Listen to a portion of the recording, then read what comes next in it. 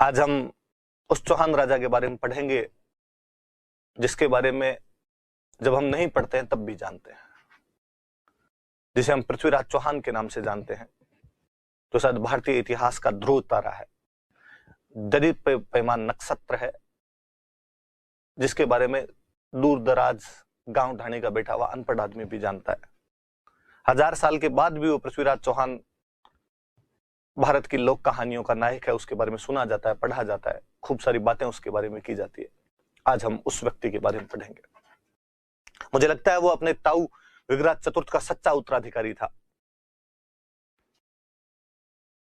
जब उसका ताऊ अपने दिल्ली शिवालिक अभिलेख के अंदर लगवाता है कि मैंने तुर्कों को आर्यावर्त से रहित कर दिया है, पूरी तरीके से निकाल दिया, और मैं चाहूंगा कि मेरे उत्तराधिकारी भी उन्हें अटक नदी तक सीमित रखे, कुछ वैसा ही करने का प्रयास उस पृथ्वीराज ने किया था। हालांकि चौहान वंश में उससे पहले 2 पृथ्वीराज हो चुके थे, तो इसे हम पृथ्वीराज थर्ड कहते हैं, पृथ्वीराज तीसरा कहते हैं। ध्यान देना इस बात पर, मैंने 2 बात बोली है। एक, मैं लगातार चौथी क्लास चौहानों के बारे में होगी और मैं हर क्लास के अंदर ये कहता हूं कि पृथ्वीराज चौहान का ताऊ विग्राज चतुर्थ, पृथ्वीराज चौहान का ताऊ विग्राज चतुर्थ। मैं आपको बताना चाहता हूं इस बात की तरफ कि विग्राज चतुर्थ जो था उसके पिता का बड़ा भाई था। मैं अपनी बात को कॉन्ट्राडिक्ट करता हूं जब मैं शुरू के अंदर कहता हूं कि हमें राजाओं के इन आपसी रिलेशंस के बारे में जानने की कोई आवश्यकता नहीं है।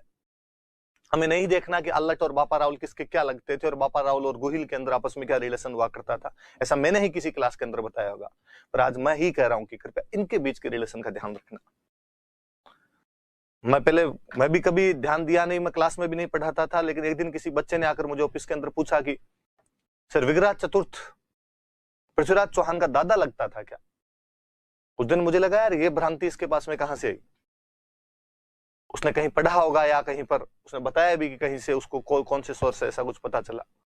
तो मुझे लगा कि यार कम से कम गलत जानकारी तो नहीं हो। जानकारी नहीं होना बुरी बात नहीं है, गलत जानकारी होना बुरी बात हो जाती है।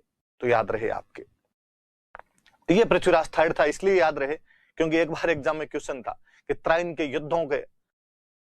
के युद्धों से प्रसिद्ध होने वाला पृथ्वीराज चौहान वास्तव में कौन सा पृथ्वीराज था? Prithviraj first, Prithviraj second, Prithviraj third, Prithviraj fourth.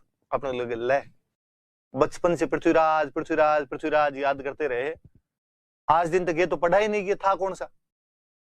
इन राजाओं के ये और चक्कर है, एक ही नाम के कई हो जाते थे, फर्स्ट सेकंड थर्ड लगने और शुरू हो जाते। अपने ध्यान रखना भाई, ये तीसरा है, थर्ड है, तो ये बात सबसे ज्यादा ध्यान देने वाली। अब पढ़ते हैं पृथ्वीराज थर्ड। इसका शासनकाल भी याद रखें। मैं अक्सर ये भी आपको कहता हूं कि शासनकाल भी याद रखने की आवश्यकता नहीं होती, क्रोनोलॉजी याद रखने की आवश्यकता होती है, कौन किसके बाद में। थोड़ा सा दिमाग में एक इंडेक्स रहे, थोड़ा सा दिमाग में एक फ्रेम रहे, पर यहां पर थोड़ी सी याद रखना। 1177 टू 1192 लगभग 15 साल का जो टाइम है, 15 साल ही हो गए, 3 10 13 2 15 साल का, 15 साल का जो टाइम है उसने शासन किया था। हम पढ़ते हैं उसके बारे में। कई चीजें मैं रिवीजन के दौरान बोल गया, आप जानते हो, बताने की आवश्यकता नहीं। खाना पूर्ति है, फिर भी कर्तव्य की इतिश्री की जाए। इसके जो पिता थे उनका नाम सोमेश्वर, इसीलिए मैं वो मैप भी आपको बता रहा था कि शुरुआत में वो मैप देखा जाए ताकि उससे आपको कुछ पता चले। मम्मी का नाम कर्पूरी देवी। आप कर्पूर देवी भी देखते हो इनको, या कर्पूरी देवी देखते हो। मैंने बताया कि वो कलचुरी वंश के राजा चेदीराज अचल राज की पुत्री थी। हालांकि खूब सारी कहानियां हमारी फोकलोर ये बताती है कि वो दिल्ली के राजा अनंगपाल की पुत्री थी। अनंगपाल तोमर जो कि दिल्ली का राजा था उसकी पुत्री हुआ करती थी। पर नहीं, हमारे कंटेम्पररी उस समय के सोर्सेज मिलते हैं, वो भी अपने वर्तमान दौर के इतिहासकार हुए, वो भी सबने कहा कि नहीं, वो पृथ्वीराज रासोक के अंदर ही ऐसी एक बात लिखी हुई, इसके अलावा कहीं पर नहीं है। पर ऐसा नहीं हुआ था। बाकी सब सोर्सेज जिसके खिलाफ जाते हैं जो उस टाइम के थे, और वो चेदी वंश के राजा थे, अचल राज थे, उनकी पुत्री हुआ करती थी। ध्यान रखना आपने कर्पूरी देवी के बारे में थोड़ा। जन्म कब हुआ? ऐसा कहा जाता है कि पृथ्वीराज थर्ड जो था वो 11 वर्ष की उम्र में सिंहासन पर बैठ गया था। कोरोनेशन कब होता उसका? जब वो 11 ईयर्स ओल्ड था। तो बच्चों बताओ उसका जन्म कब हुआ होगा? फटाफट अपने दिमाग के घोड़े दौड़ाइए, सोचिए कि 1177 में जब राजा बना है तब वह 11 साल का था, तो अपनी रीजनिंग और मेंटल एबिलिटी का प्रयोग करते हुए देखिए कि उसका जन्म किस वर्ष हुआ होगा। और हाँ, कॉपी पेन नहीं लेना, अंगुलियों पे भी नहीं करना, सीधा सीधा सोचिए कितना हो सकता है। 77 से 11 माइनस करेंगे तो कितना आएगा। हालांकि फिर भी कई यूज लेंगे, दूसरी चीजें देखेंगे कितना हो रहा है कितना नहीं हो रहा है। 1166 में उसका जन्म हुआ था। मात्र 11 वर्ष की उम्र में जब राजा बना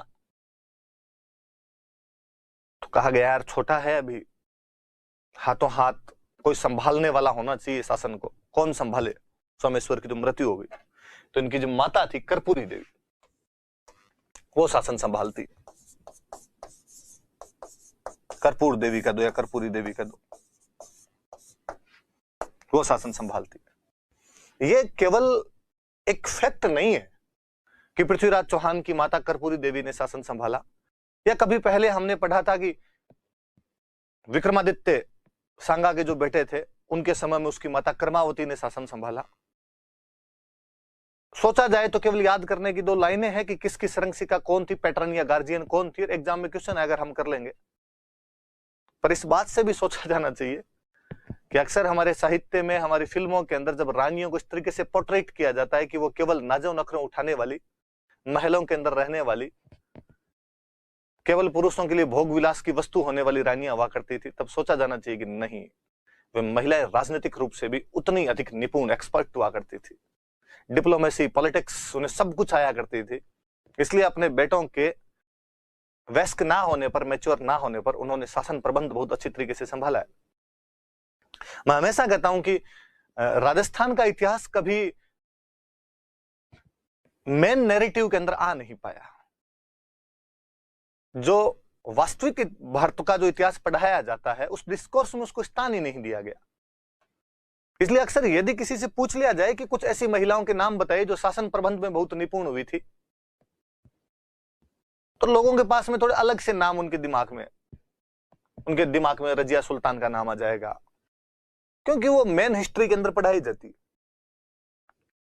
औरंगजेब की बहन जहांआरा का नाम भी सुन लेंगे,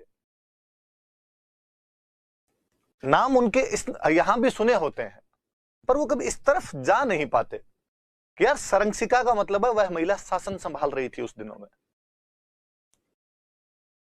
मुझे ये भी बड़ा और अजीब लगता है कि जब कहा जाता है राजस्थान में सती प्रथा बहुत जोरों पर हुआ करती थी, तब मुझे लगता है कि यार सती प्रथा यदि इतनी प्रबल हुआ करती थी तो सोमेश्वर के मरने के बाद में कर्पूरी देवी को क्यों नहीं बाढ़ दिया गया था, या सांगा की मृत्यु के बाद भी कर्मावती जिंदा कैसे रह गई थी।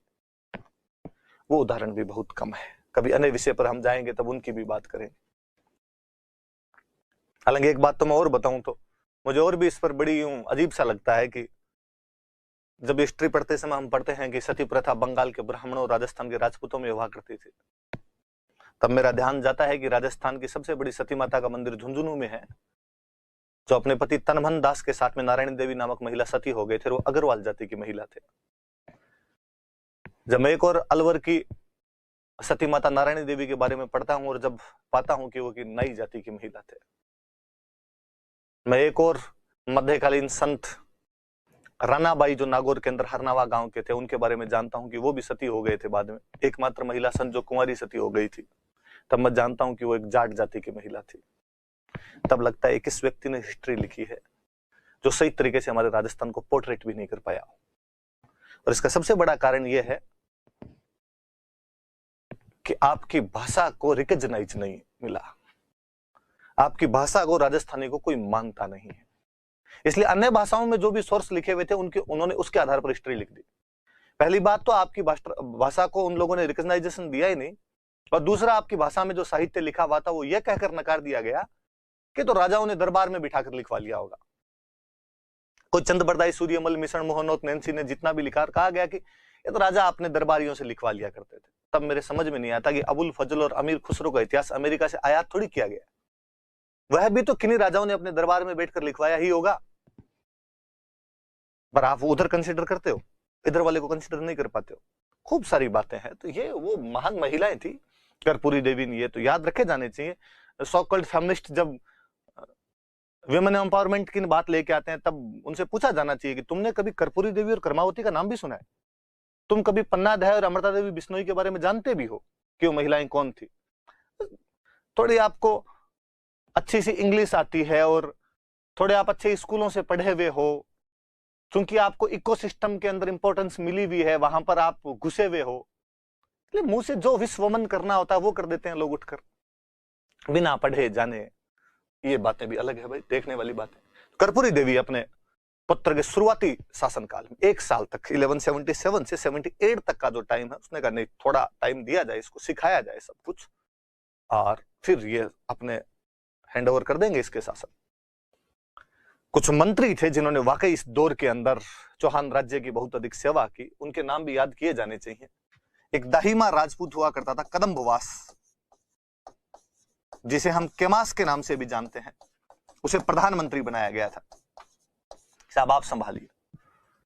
कर्पूरी देवी के चाचा भुवनमल को सेनापति बनाया गया कि सर आप भी संभालिए। क्योंकि सोमेश्वर खुद गुजरात से आए थे, तो कुछ गुजराती मंत्री भी यहां पर हुआ करते थे। स्कंद, वामन, सोढ़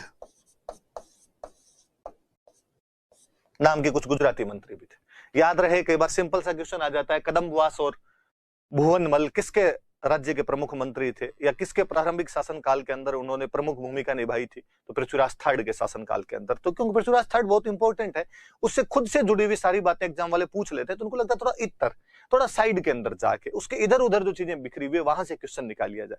तो ये कोई क्वेश्चन निकाले तो याद रहे, कदम्बवास और भुवनमल का नाम तो पक्का ही याद रखें, स्कंद, वामन और सोढ़ के नाम भी याद कर लिए जाए। गुजराती मंत्री थे जो सोमेश्वर के साथ वहां से आए थे। नॉर्मल शुरुआती जानकारियां, पिता का नाम सोमेश्वर था, माता का नाम कर्पूरी देवी था। बड़े राजाओं के पिता माता का नाम पूछ लेते हैं। मेरे द्वारा पहले कभी बताया गया होगा कि मुझे याद है 2012 के मेंस में उन्होंने 15 शब्दों में क्वेश्चन पूछ लिया था, कुंभा के पिता का नाम बताइए। हालांकि लिखना तो एक ही शब्द में था, मोकल, पर उन्होंने वो ऐसा कुछ पूछ लिया था, तो याद रहे आपके। मम्मी का नाम कर्पूरी देवी, बताया हुआ कौन क्या थी, जन्म 1166 ईस्वी में हुआ, तो 11 वर्ष की उम्र में राजा बना, इसलिए उसकी माता कर्पूरी देवी शुरुआत के अंदर उसकी पैटर्न बनती है, गार्जियन बनती है 1 साल तक। और कदम्बवास, भुवनमल, स्कंद, वामन और सोढ़ जैसे मंत्रियों की सहायता से पृथ्वीराज चौहान या कर्पूरी देवी अपने शासन को संभालती है। आगे बढ़ते हैं। ये पृथ्वीराज चौहान का फोटो खूब आपने देखा ही होगा ज्यादातर। अब मैं एक बात और बताना चाहूंगा, देखो आपको, पृथ्वीराज चौहान जब राजा बनता है तो उसके सामने 3 समस्याएं हैं।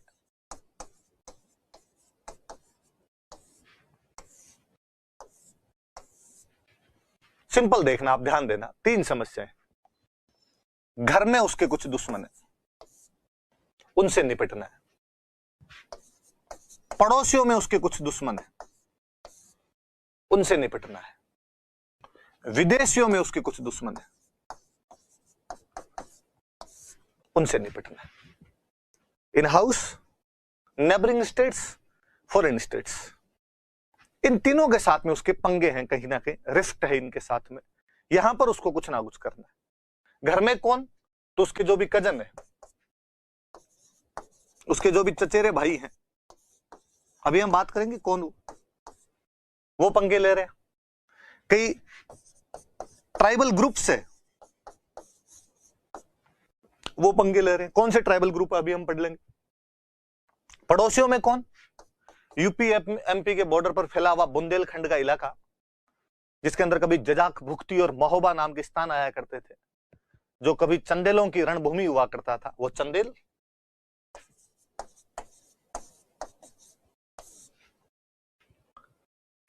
उनके टच करता हुआ कन्नौज का गहडवाल वंश, तो वो गहडवाल,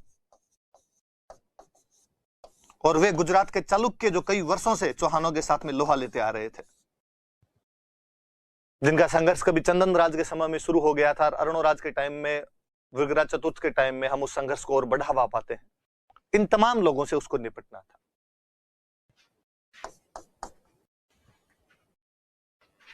वे तुर्क जो खूब समय पहले से यहां पर आने लग गए थे, जिन्हें कभी अरुणोराज ने यहां से हराकर भगा दिया था, विग्रह चतुर्थ जिनके बारे में घोषणाएं करके जाता है, वे गजनी की यामिनी वंश के राजा, उनसे भी उसे निपटना था। गजनी अफगानिस्तान के अंदर एक जगह है।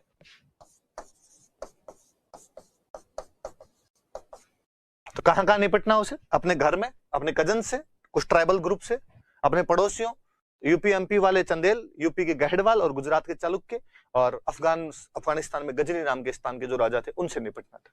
कौन कौन थे वो लोग, अभी हम बात करते हैं। शुरुआती थोड़ा सा दिमाग में रहे तो कभी आंसर लिखते टाइम ये फ्रेम दिमाग में रहेगा तो सारी बातें लिख पाएंगे, वरना कोई निकल जाएगा दिमाग में आपसे। वापस वो चित्र याद कीजिए आप जो मैंने शुरुआत में अरुणोराज की रानियों के बारे में बताया था। तो बताया था अरुणोराज की मारोठ की जोया राजकुमारी सुधवा से उसे जगदेव और आपके पृथ्वीराज विग्राज चतुर्थ नाम के दो बेटे थे। विग्राज चतुर्थ के नीचे मैंने उसके दो बेटे बताए थे, अपरगंगे और नागार्जुन। अपरगंगे हालांकि विग्राज चतुर्थ के बाद राजा बनता है, लेकिन जगदेव का बेटा पृथ्वीराज उसे हटाकर खुद राजा बन जाता है, जिसकी घोषणा वो अपने रूठी रानी मंदिर के धौड़ अभिलेख के अंदर कर देता है। अब चूंकि पृथ्वीराज खुद छोटा था, इसलिए उन्हें एक बार फिर मौका मिला सर उठाने का, और अपरगंगे और नागार्जुन ने विद्रोह कर दिया। चचेरे भाई हैं, कजन है उसके, पृथ्वीराज चौहान के। पहले अपरगंगे विद्रोह करता है, पहले राजा रह चुका था थोड़े टाइम के लिए, तब पृथ्वीराज सेकंड ने उसे हटा दिया था। अब पृथ्वीराज थर्ड के टाइम में उसे लगा कि यार अपना नंबर कब आएगा, यूं तो ये दूसरे बनते ही जाएंगे, और उसने विद्रोह किया। और कहते हैं पृथ्वीराज चौहान के साथ में उसकी छोटी मोटी झड़प होती है, जिसमें वह लड़ता हुआ मारा जाता है। कालांतर में उसका छोटा भाई नागार्जुन विद्रोह कर देता है, गुड़गांव को अपना मुख्य केंद्र बनाकर। किसी टाइम में गुड़गांव था, अब उसका नाम बदलकर हमने गुरुग्राम कर दिया है। हम ऐसा मानते हैं कि वो हमारे महाभारत के कौरवों के गुरु द्रोणाचार्य का स्थान था, उन गुरु का स्थान था, इसलिए हम उसको गुरुग्राम कहने लगे। इस गुरुग्राम को नागार्जुन ने अपना मुख्य केंद्र बनाया और यहां पर उसने विद्रोह कर दिया। उसे लगा कि पृथ्वीराज चौहान छोटा है, उसके सेनापति भी यत्र तत्र थे, वहां पर अजमेर के अंदर थे नहीं। वो गुड़गांव के किले पर कब्जा करके, उस जगह पर कब्जा करके आसपास में दहाड़े मारने शुरू करता है। पृथ्वीराज चौहान बिना अपने सेनापतियों की प्रतीक्षा किए हुए गुड़गांव पहुंचता है। कहते नागार्जुन तो ये आने की सूचना पाकर ही वहां से भाग गया था। नागार्जुन के किसी सेनापति देवभट्ट ने पृथ्वीराज को रोकने की कोशिश की, लेकिन उस पराक्रमी को कौन रोक पाता, और पृथ्वीराज चौहान गुड़गांव पर वापस कब्जा कर लेता है। भयंकर खून खराबे वाले युद्ध के बाद में दुश्मनों को मारकर पृथ्वीराज चौहान वापस अजमेर आ जाता है। तो पहले अपरगंगे विद्रोह करता है, फिर नागार्जुन विद्रोह करता है। तो याद रखना, ये दोनों उसके कजन थे। नागार्जुन के लिए कहा जाता है कि बाद में कहीं भाग गया था और किसी दूसरे राजपूत राजा के दरबार में रहा था, पर अपने को उसके बारे में ज्यादा जानकारियां नहीं है कि क्या हुआ था क्या नहीं हुआ था। पर उसने अपने दो चचेरे भाइयों, दो कजन्स के विद्रोह को दबा दिया था, अपरगंगे और नागार्जुन के विद्रोह को दबाया था। याद रहेगी, ये तो उसके घर की बातें चल रही। इसी समय एक जनजाति भंडानक नाम का एक ग्रुप है, जिनको किसी समय विग्राज चतुर्थ भी हरा चुका था, लेकिन विग्राज चतुर्थ ने उनका समूल नाश नहीं किया था। ये भंडानक किसी टाइम पंजाब के सतलज वाले इलाके के अंदर रहा करते थे, सतलज रीजन में रहा करते थे। बाद में वहां से एक ग्रुप आगे बढ़ा और ये आगे बढ़ के यही इसी गुरुग्राम और हरियाणा में एक जगह और पड़ती है हिसार, इन क्षेत्रों में आ गया था।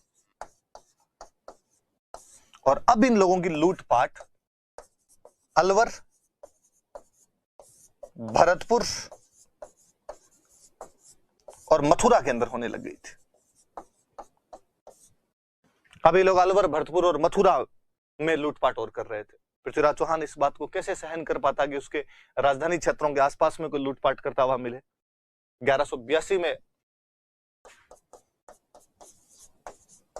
पृथ्वीराज चौहान एक बड़ी सेना लेकर भंडानकों का दमन करने के लिए जाता है, भंडानकों को पूर्ण रूप से समाप्त करता है।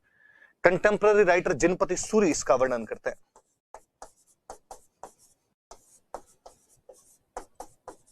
जिनपति सूरी ने इसका वर्णन किया। दो बातें याद रखने की कि भंडानक पहले सतलज प्रदेश में रहते थे, कालांतर में गुरुग्राम और हिसार पर इन्होंने कब्जा कर लिया था, या उन क्षेत्रों में ज्यादा हावी हो गए थे, और अभी मथुरा, अलवर और भरतपुर के आसपास वाले क्षेत्रों में भी लूटपाट या उपद्रव किया करते थे, अनरेस्ट किया करते थे।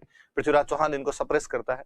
कंटेम्पररी राइटर जिनपति सूरी इसका वर्णन करता है। ये सब मामला 1182 का है। घर की प्रॉब्लम सुलझाई, कजन्स वाला जो अपरगंगे नागार्जुन वाली प्रॉब्लम थी वो क्लियर की, और जो भंडानकों वाली प्रॉब्लम है वो क्लियर की। अब आगे पड़ोसियों के साथ में क्या चल रहा है देखते हैं।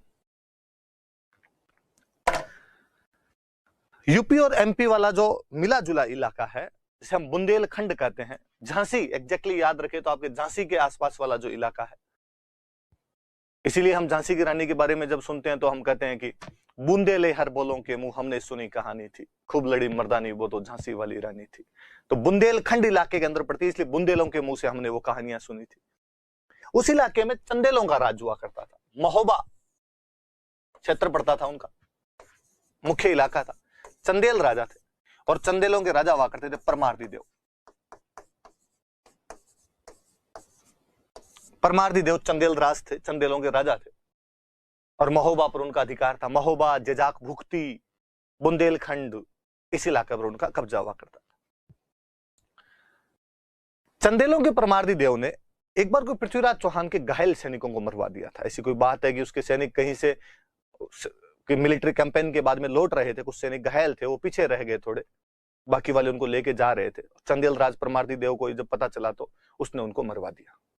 पृथ्वीराज चौहान इसका बदला लेना चाहता है। उसी 1182 में, जिस साल उसने भंडारकों का दमन किया था, वह महोबा पर आक्रमण कर देता है।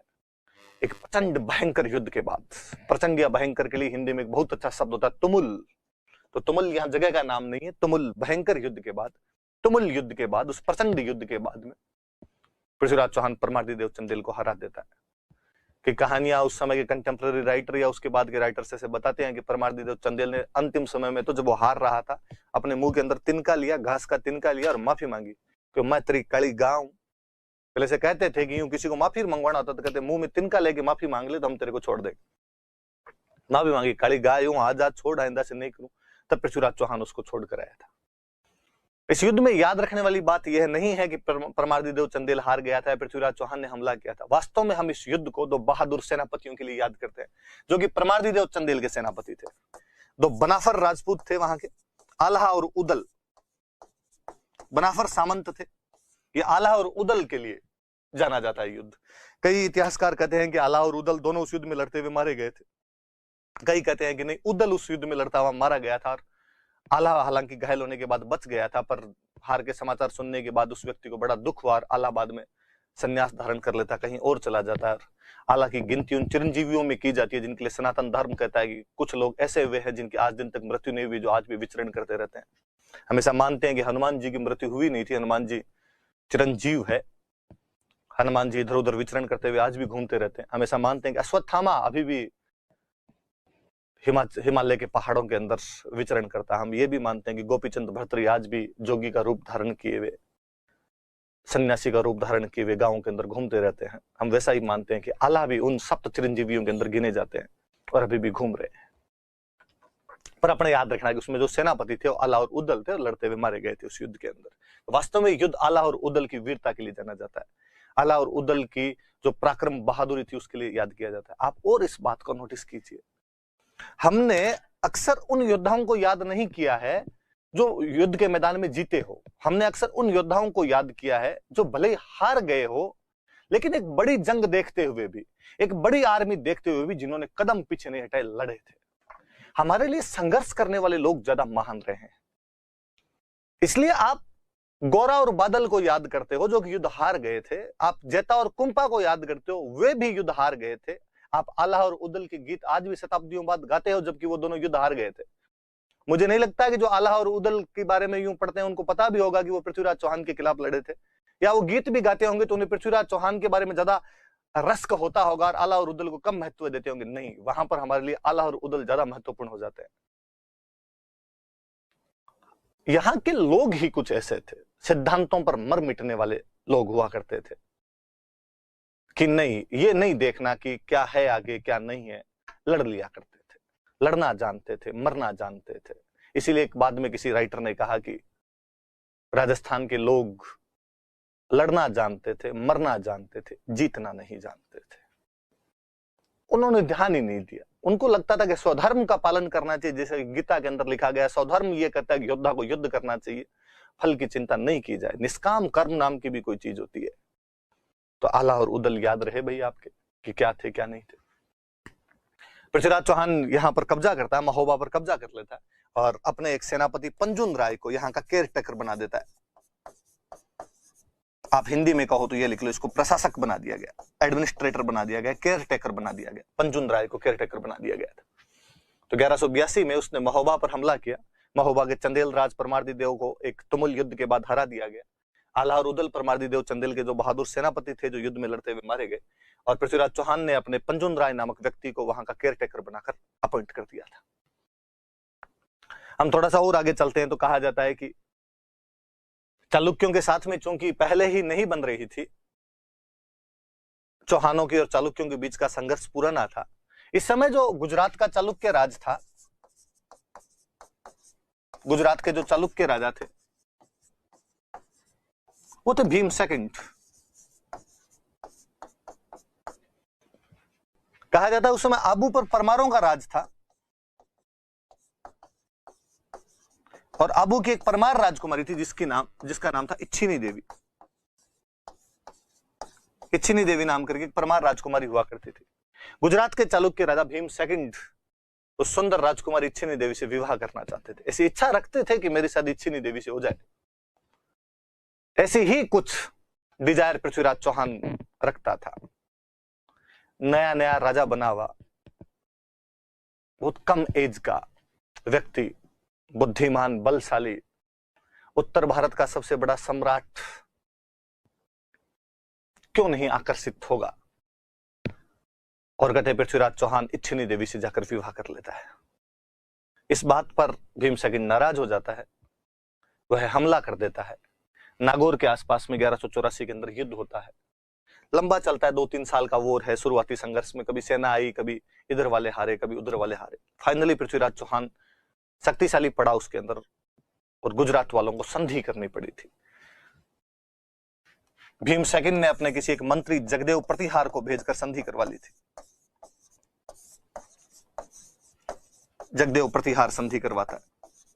इसलिए कई जगह इस युद्ध का सन 1184 मिलता है, कई जगह किसी किताब में आप 1187 पढ़ लेंगे, पर वास्तव में वो 2-3 साल का संघर्ष है बीच का। फाइनली चालुक्यों को हरा देता उस युद्ध के अंदर भी, और वो जगदेव प्रतिहार संधि करवाता। जगदेव प्रतिहार चालुक्यों का आदमी है, उनका एक मंत्री है, उसने ये संधि करवा दी थी। कहानी तो यही है कि वो इच्छिनी देवी की वजह से युद्ध हुआ था, पर ऐसे होते नहीं, लुगाइयों के लिए आक्रमण नहीं किए जाते। बड़ा रीजन यह था कि चालुक्यों की सीमा नाडोल तक आया करती थी, और अजमेर के चौहानों की सीमा भी नाडोल को छूती थी। इसलिए नाडोल के आसपास वाले इलाके तक उन दोनों की बाउंड्री आपस के अंदर छू रही थी। कोई भी दो राजा होंगे वो अपने साम्राज्य विस्तार करना चाहेंगे, और गुजरात के चालुक्य नरेश भीम सेकंड अपने राज्य की सीमाओं को शाकंभरी के पार ले जाना चाहते थे। जब आप शाकंभरी की तरफ बढ़ोगे तो स्वाभाविक सी बात है कि आगे आपको पृथ्वीराज चौहान का मुकाबला करना पड़ेगा। तो ये भी रीजन माना जाता है कि दोनों की सीमाएं टच करती थी, इस वजह से भी दोनों के अंदर युद्ध हुआ है। जो भी हुआ अपने याद रखने वाली बात इतनी, प्रारंभ में कोई नागौर के पास में युद्ध हुआ था इनका 1184 में। फाइनली 1187 में इनके बीच में संधि हो जाती है। जगदेव प्रतिहार वो संधि करवाता है। युद्ध का एक कारण गुजरात की आबू की परमार राजकुमारी इच्छिनी देवी को माना जाता है। इसका मतलब यूपी एमपी वाले बॉर्डर के ऊपर जो चंदेल रहते हैं उनके साथ पृथ्वीराज चौहान की दुश्मनी, उनको वो हरा के आता है। इधर गुजरात में जो चालुक्य रहते हैं उनको भी हरवाता है, और बाद में वो संधि कर लेता है वहां पर। अब हम फिर एक नया डिस्प्यूट पढ़ते हैं। कन्नौज कभी उत्तर भारत की चाबी हुआ करती थी, गंगा के मैदान की कुंजी हुआ करती थी, और वहां पर एक गहडवाल नरेश राज कर रहे हैं इस समय, जयचंद, जिनके बारे में क्लेम किया जाता है कि इन्हीं के पिता विजय चंद ने अयोध्या के अंदर राम मंदिर का निर्माण करवाया था। इसे जयचंद जी ने बाद में पूरा करवाया था। चौहानों का राजा इस समय पृथ्वीराज है।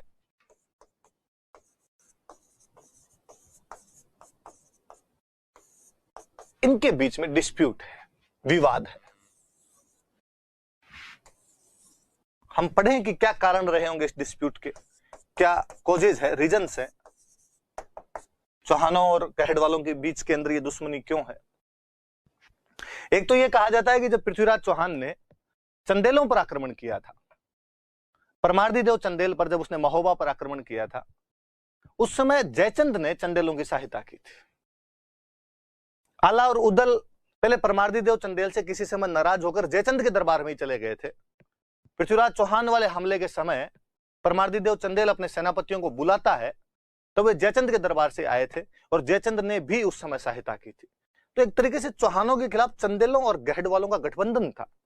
इसलिए पृथ्वीराज को स्वाभाविक रूप से शत्रु नजर आते थे। दुश्मन का दुश्मन दोस्त होता है, पर यदि दुश्मन का दोस्त है तो वो भी तो अपने आप में दुश्मन हो जाएगा। एक कारण यह भी है कि चंदेल गहड वालों के बीच में कोलेब्रेशन हो रहा था, चंदेल गहड वालों के बीच में अलायंस बन रहा था एक।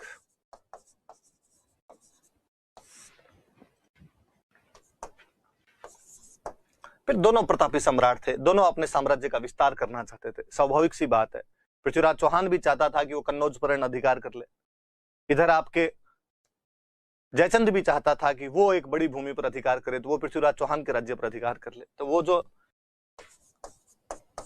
इंपीरियलिस्टिक एम्बिशंस थे, एम्पायर एक्सपांशन पॉलिसी जो थी, साम्राज्य विस्तार की जो नीति थी,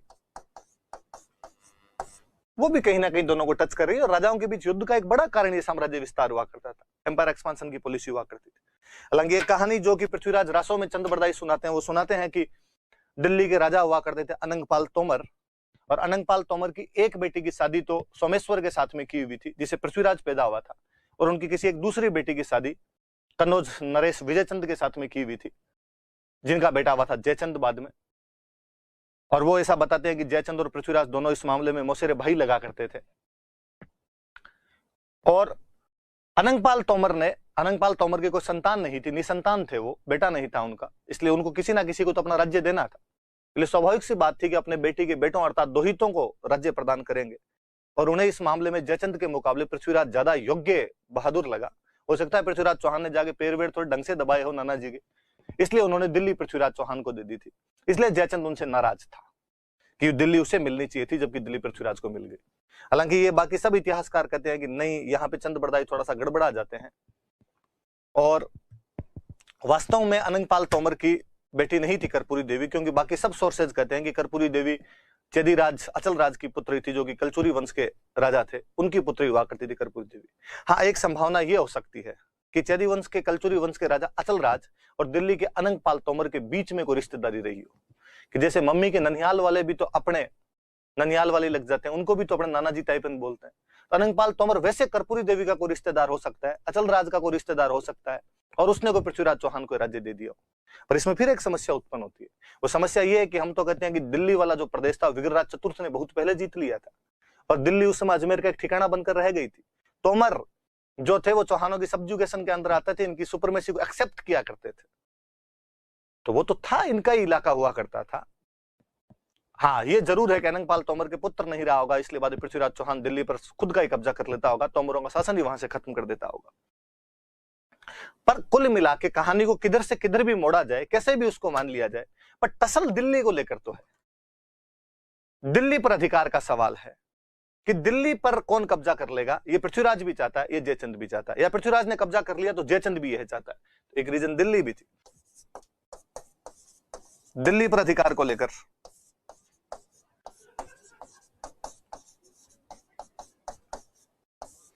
दिल्ली पर अधिकार को लेकर भी विवाद था। एक और बात जो कि हमें कहानियों के अंदर सुनाई जाती है, वो यह है कि जयचंद की एक पुत्री हुआ करती थी, संयोगिता।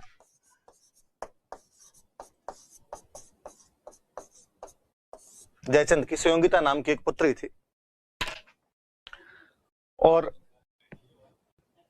ऐसा कहा जाता है कि संयोगिता पृथ्वीराज चौहान को प्यार करती थी, वह पृथ्वीराज चौहान पर फिदा थी और उससे शादी करना चाहती थी। जब उसके पिता जयचंद को यह बात पता चली, तो कोई पिता इस बात को तो कैसे स्वीकार कर पाए कि उसकी पुत्री उसके दुश्मन से प्यार करती है। पर ऐसे में क्या किया जाए, पता चल जाए कि भाई वो अड़ी हुई कि मैं पृथ्वीराज से शादी करूंगा। गांव में, घरों में हम इधर उधर आसपास में जब देखते हैं कि ऐसा कोई मैटर आता है, घर वालों को लगता है फटाफट और किसी शादी कर दो। पर उस समय राजकुमारियों की यूं शादियां होती नहीं, कहते सममवर रचे जाते थे। तो राजा जयचंद ने एक सममवर का आयोजन किया, स्वयं खुद वर पति का चुनाव करेगी। भारत के तमाम राजकुमारों को पीले चावल भेजे गए कि अपने रिज्यूम के साथ में हाजिर हो, राजकुमारी संयोगिता सममवर में आप में से किसी एक वर का चयन करेगी। पृथ्वीराज चौहान को छोड़कर उस सममवर में पृथ्वीराज चौहान को बुलाया नहीं गया, बाकी सबको बुलाया गया। ऐसा भी कहा जाता है कि जयचंद इससे भी थोड़े आगे बढ़े और उन्होंने पृथ्वीराज चौहान की स्टेच्यू बनवाई। उस स्टेच्यू को वहां पर खड़ा कर दिया जहां पर गेट कीपर खड़ा होता है, जहां पर स्लीपर खोलते हैं लोग, चप्पलें खोलते हैं, जूते उतारते हैं आकर। इसके माध्यम से जयचंद ये संकेत देना चाहते थे, सिंबल देना चाहते थे, बताना चाहते थे कि पृथ्वीराज चौहान की औकात, उसकी हैसियत केवल मेरे गेट कीपर की है, राजकुमारी से शादी की बात तो बहुत दूर की है। बाकी सब राजकुमार पंडाल के अंदर बैठे हुए, पृथ्वीराज चौहान की बाहर मूर्ति खड़ी हुई, राजकुमारी संयोगिता के हाथ में वरमाला दी गई और उनको कहा गया कि ये तमाम राजकुमार जो है आप इनका परिचय प्राप्त कीजिए, इनमें से जो भी आपको पसंद आए उसके गले में वरमाला डाल दीजिए।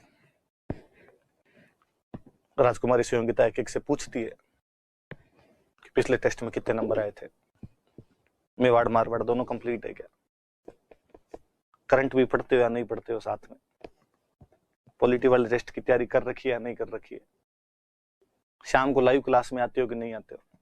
तो जो शाम को लाइव में नहीं आते थे उनको तो वैसे ही उसने रिजेक्ट कर दिया था। उसने कहा नहीं, इन लोगों को तो कोई मतलब ही नहीं है, पढ़ाई की तरफ ध्यान ही नहीं है इनका।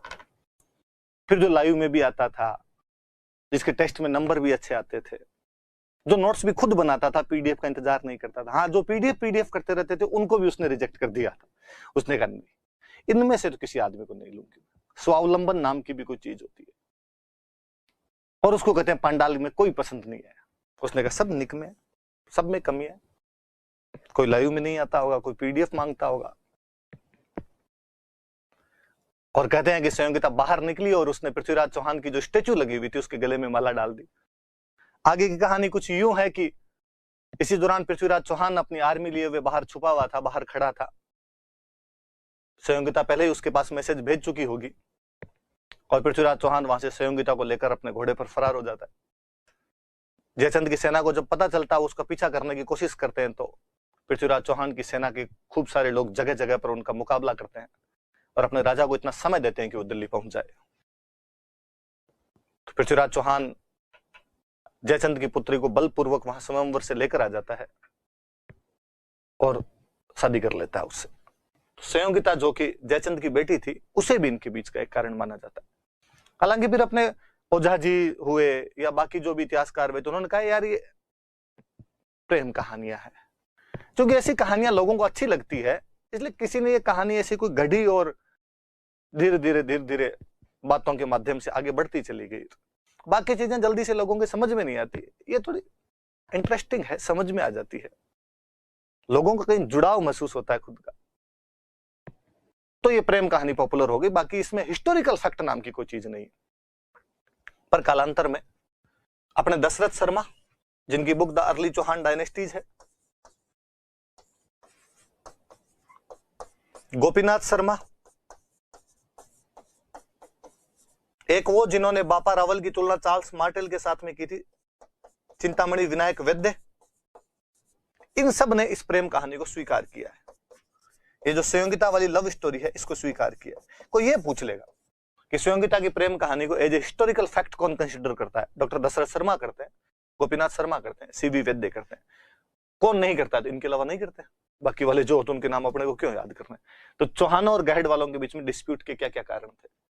तो गहडवाल चंदेलों को सपोर्ट कर रहे थे, दोनों राजा अपना साम्राज्य का विस्तार करना चाहते हैं, इसमें दोनों की कहीं ना कहीं एक दूसरे के कांटे बने हुए थे। दोनों दिल्ली पर अधिकार को लेकर आपस में टसल चल रहा था और पृथ्वीराज चौहान दिल्ली पर अधिकार कर लेता है। जयचंद इस बात को कैसे सहन कर पाता? और जयचंद की पुत्री संयोगिता जो थी उससे पृथ्वीराज चौहान से प्रेम करती थी और पृथ्वीराज चौहान उससे शादी कर लेता है। जयचंद इस बात से भी उससे खफा था। इसके आधार पर कालांतर में हालांकि एक फैक्ट और बताया जाता है कि इसलिए जयचंद ने मोहम्मद गोरी को भारत पर आक्रमण करने के लिए आमंत्रित किया था। हालांकि ये फैक्ट भी बहुत बाद के अंदर जोड़ दिया गया, क्योंकि ऐसी कोई बात भी हमें कंटेम्पररी जो भी राइटर हैं उनसे मिलती नहीं है कि उसने ऐसा कुछ किया होगा।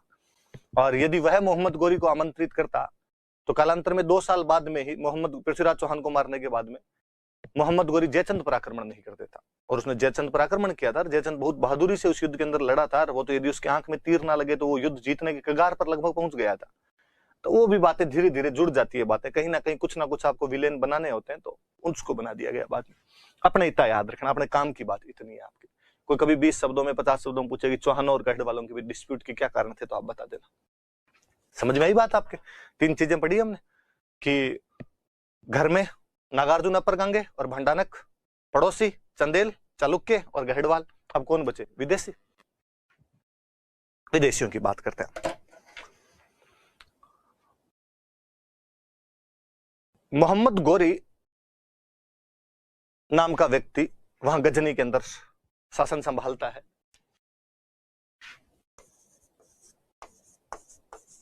गोर प्रदेश के रहने वाले थे, इसलिए इनके नाम के पीछे गोरी है। गजनी अफगानिस्तान के अंदर जगह बनती है, वहां के ये लोग राजा बनते हैं। कालांतर में यह है आगे बढ़ने का प्रयास करता है।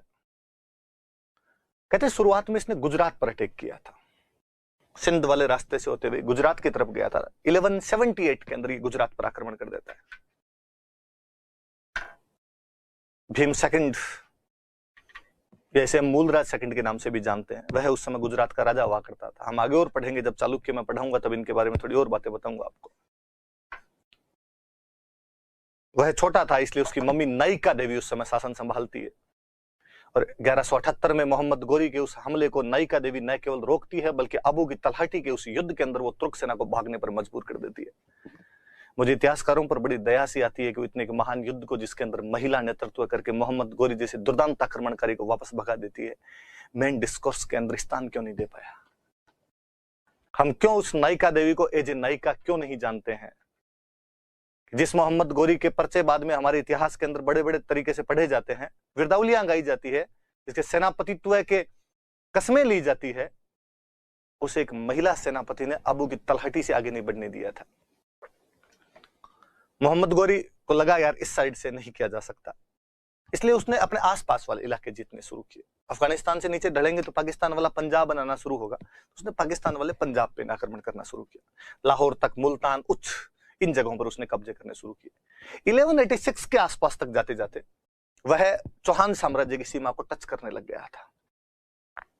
1186 से लेके 1191 का जो 5 साल का टाइम है, इसमें चौहानों और गोरी के बीच में छोटी मोटी कई झड़पें होती है, जिन्हें हम कई जगह पढ़ते हैं 21 बार लड़े थे, कई जगह पढ़ते हैं 24 बार लड़े थे, कई जगह पढ़ते हैं हम 7 बार लड़े थे। हमारी लोक कहानियां कहती है कि 17 बार लड़े थे। अलग अलग कई बातें हैं, पर हिस्ट्री में हम जिन युद्धों को जानते हैं वो 2 युद्ध है जो कि हरियाणा के तराइन नाम के स्थान पर लड़े गए, जिनको कि हम तराइन का पहला युद्ध और तराइन के दूसरे युद्ध के नाम से जानते हैं, जो कि 1191 में और 1192 के अंदर हुए थे। तराइन का पहला युद्ध और तराइन का दूसरा युद्ध हरियाणा के करनाल जिले के अंदर, ये तारावड़ी या तराइन नाम की एक जगह है, जहां पर गोरी और पृथ्वीराज चौहान के बीच में युद्ध हुए थे, जिन्होंने भारतीय इतिहास को आगे आमूलचूल परिवर्तन करने पर बाध्य कर दिया था। उनकी बात करेंगे हम। टसल का कारण यह हुआ कि जब वो आगे बढ़ रहा था, उसने पाकिस्तान वाले पंजाब तक कब्जा कर लिया था। अब वो भारत वाले पंजाब में एंट्री कर रहा था। पृथ्वीराज चौहान को लगता था ये मेरी टेरिटरी है, और उसने एक जगह पर कब्जा कर लिया था, तबर हिंद। हम कहते हैं हमारे आज का भटिंडा है, पंजाब में जो भटिंडा नाम की जगह पड़ती है, हम कहते हैं कि उसका जो नाम था किसी टाइम में तबर हिंद हुआ करता था। और गोरी तबर हिंद पर कब्जा कर लेता है और अपने बंदे को यहां पर केयर टेकर बना देता है, काजी जियाउद्दीन। जियाउद्दीन का जिया लग गया होगा यहाँ पे, तो उनको कहा कि काजी साहब आप यहीं जी लगाइए, इधर रहिए, अपने भटिंडा में रहिए, तबर हिंद के अंदर रहिए। पृथ्वीराज चौहान को जब ये पता चला तो पृथ्वीराज चौहान अपनी एक बड़ी सेना लेकर तबर हिंद की तरफ प्रस्थान करता है। जब गोरी को पता चला कि वो मेरे भटिंडा का किला छीनने के लिए आता, तो उधर से गोरी अपनी एक सेना लेकर आता है। तराइन के मैदान में उन दोनों के बीच में युद्ध होता है, इसमें पृथ्वीराज चौहान गोरी को हरा देता है। तो इस पहले तराइन के पहले युद्ध के अंदर पृथ्वीराज चौहान जीतता है। पृथ्वीराज और गोरी के बीच में जो युद्ध हुआ, जो कि तबर हिंद को लेकर हुआ, उसमें किसकी जीत हुई? पृथ्वीराज की जीत हुई। हमारी कहानियां ये कहती है कि उस युद्ध के अंदर पृथ्वीराज के साथ में दिल्ली का गोविंदराज तोमर गया था। गोविंदराज या गोविंद राय कहते हैं।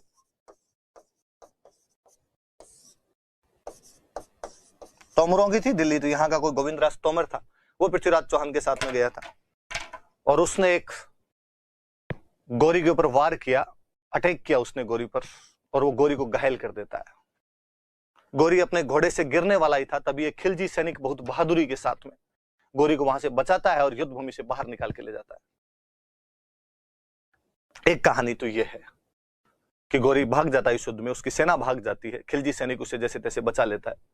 गोविंदराज तोमर का नाम याद रखना, जो कि दिल्ली का था, पृथ्वीराज चौहान के साथ इस युद्ध में लड़ा था।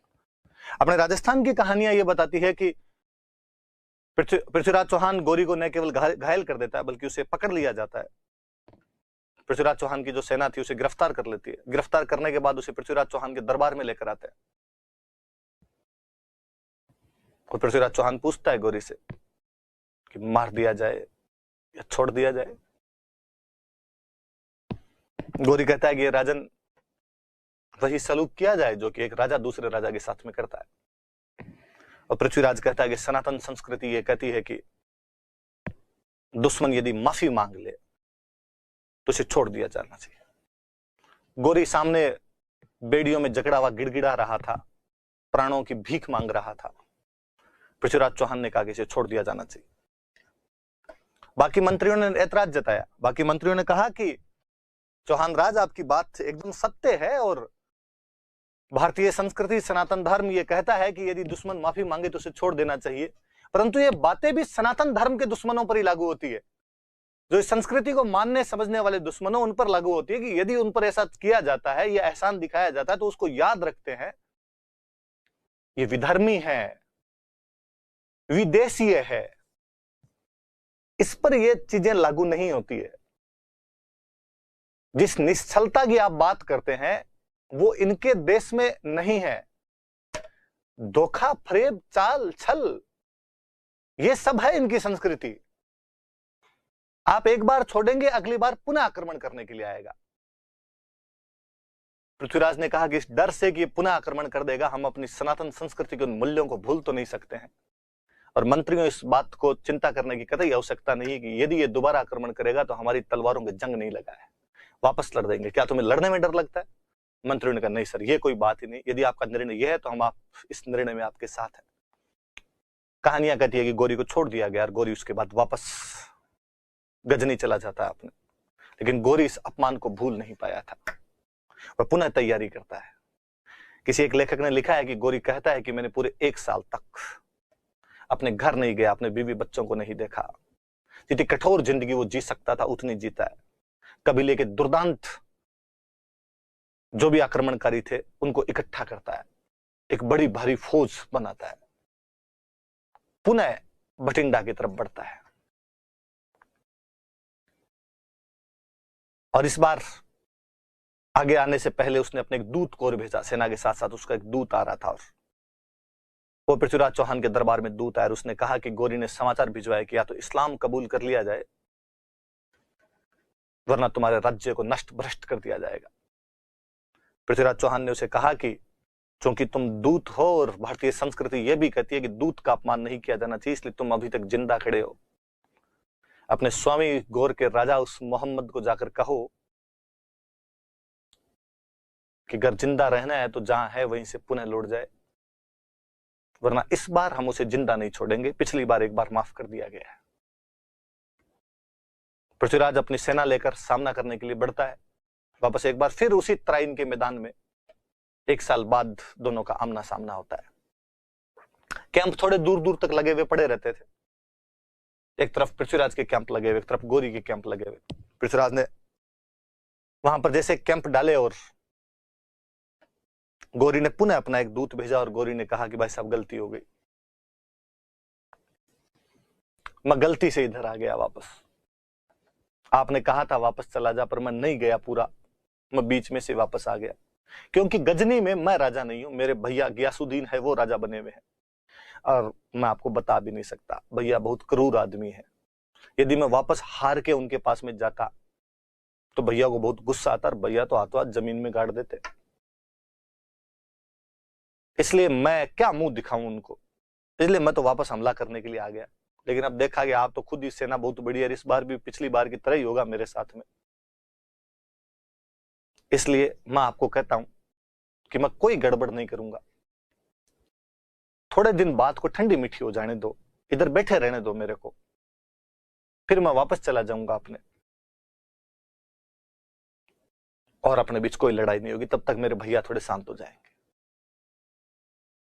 पृथ्वीराज चौहान उसकी इस बात को स्वीकार कर लेता है, पर फिर भी वो एहतियातन, मुझे लगता है क्या पता यार आगे बढ़े, वो अपनी सेना लिए वहीं बैठा रहता है। पर अब उसने अपने सैनिकों की संख्या कम करनी शुरू कर दी, क्योंकि उसकी सीमाएं एक तरफ चालुक्यों से, एक तरफ गहडवालों से, एक तरफ चंदेलों से लगती थी। वो तीनों उसके शत्रु थे, इसलिए उस बाउंड्री की रक्षा करने भी जरूरी थी। इसलिए वो अपने बेहतरीन बेहतरीन सेनापतियों को या तो लेकर ही नहीं गया था या वो इन बाउंड्री के ऊपर लगा के चला गया था, और वहां पर अपनी थोड़ी बहुत सेना के साथ में वहां पर वो टिका रहता है। उल्टा गौरी की तरफ से कोई रिएक्शन भी नहीं किया जाता है। गौरी वाकई वहां पर शुरुआती दिनों के अंदर शांत बैठा रहता है, सुबह शाम गुड मॉर्निंग गुड इवनिंग और बोल के जाता है, मॉर्निंग वॉक के टाइम में समाचार पूरे पूछ के जाता है, सर सब सही चल रहा है आपके। कोई पृथ्वीराज सहयोगिता आगे मैरिज एनिवर्सरी आई तो बुके और भेजता है मेरी तरफ से आपको और भाभी जी को पूरे पूरे एकदम यूं साइड स्पर्श। पृथ्वीराज को लगता है ठीक ही आदमी है, भाई के चक्कर में इधर बैठा हुआ चला जाएगा थोड़े दिनों में। कहते हैं कि एक दिन गौरी ने अपने समस्त सैनिकों को, सर्दी का टाइम था, और अपने समस्त सैनिकों को कहा कि आज कैंप के बाहर अलाव जलाई जाए, लकड़ियां जलाई जाए खूब, ताकि दुश्मन को दूर से यह मालूम हो कि सब आग ताप रहे हैं, और ज्यादा आग होगी तो उसे लगेगा सारे के सारे आग ताप रहे हैं। खूब सारी लकड़ियां जलाई गई अपने कैंप के बाहर। अंधेरा था, वो दूसरी साइड से अपनी एक बड़ी सी सेना लेकर पृथ्वीराज की तरफ बढ़ता है। इन लोगों को तब तक पता नहीं था कि ऐसे भी अपने पर हमला किया जा सकता है, और ये लोग लगभग इस मामले में शांत हो चुके थे कि अब गौरी की तरफ से अपने पर कोई आक्रमण नहीं होगा, निश्चिंत थे। गलती यही थी, निश्चिंत भी इतने कि अब आराम से पार्टियां वार्टियां चल रही थी, दिल बोले चकमक चकमक टाइप की। लेट नाइट पार्टी करके सोए थे, सुबह आधे लोग जागे थे, आधे लोग जाग ही नहीं पाए थे, आधे लोग को नित्य क्रियाओं के अंदर व्यस्त थे। इतने में मोहम्मद गौरी एक बड़ा आक्रमण करता है। एक सुव्यवस्थित सैन्य संगठन का मामला वह सेना कैसे कर पाती जो अभी तक पूरी जाग भी नहीं पाई थी, जिस सेना को पता ही नहीं था कि हम पर आक्रमण हो सकता है, जो अपनी नित्य क्रियाओं के अंदर लगे हुए थे। ट्रायन का दूसरा युद्ध वास्तव में युद्ध नहीं है, बी ट्रायल है, विश्वासघात है, अचानक किया गया हमला था, घात थी वो। हारना था, स्वाभाविक बात है, हारना था। कहते हैं पृथ्वीराज चौहान पहले अपने हाथी पर बैठकर लड़ने के लिए जाता है, लेकिन बाद में वो अपने घोड़े पर उतरता है। ऐसी कई कहानियां और है कि उसका घोड़ा बदल दिया गया था, जो वास्तव में जिस घोड़े को वो युद्ध में लेकर जाता था वह घोड़ा नहीं था, उसे एक दूसरा घोड़ा दे दिया गया था, और उसके किसी व्यक्ति ने गद्दारी की थी और मोहम्मद गौरी को ये बात बता दी थी कि इसको कोई ऐसा घोड़ा दे दिया जाए जो डांस करता हो। और जैसे पृथ्वीराज चौहान अपने डांस वाले उस घोड़े पर चढ़ा और उधर से जैसे ढोल बजने लगे, उस घोड़े ने डांस करना शुरू कर दिया। इसलिए आप अक्सर पढ़ते हो कि पृथ्वीराज चौहान के घोड़े का नाम नाट्यरंभा था।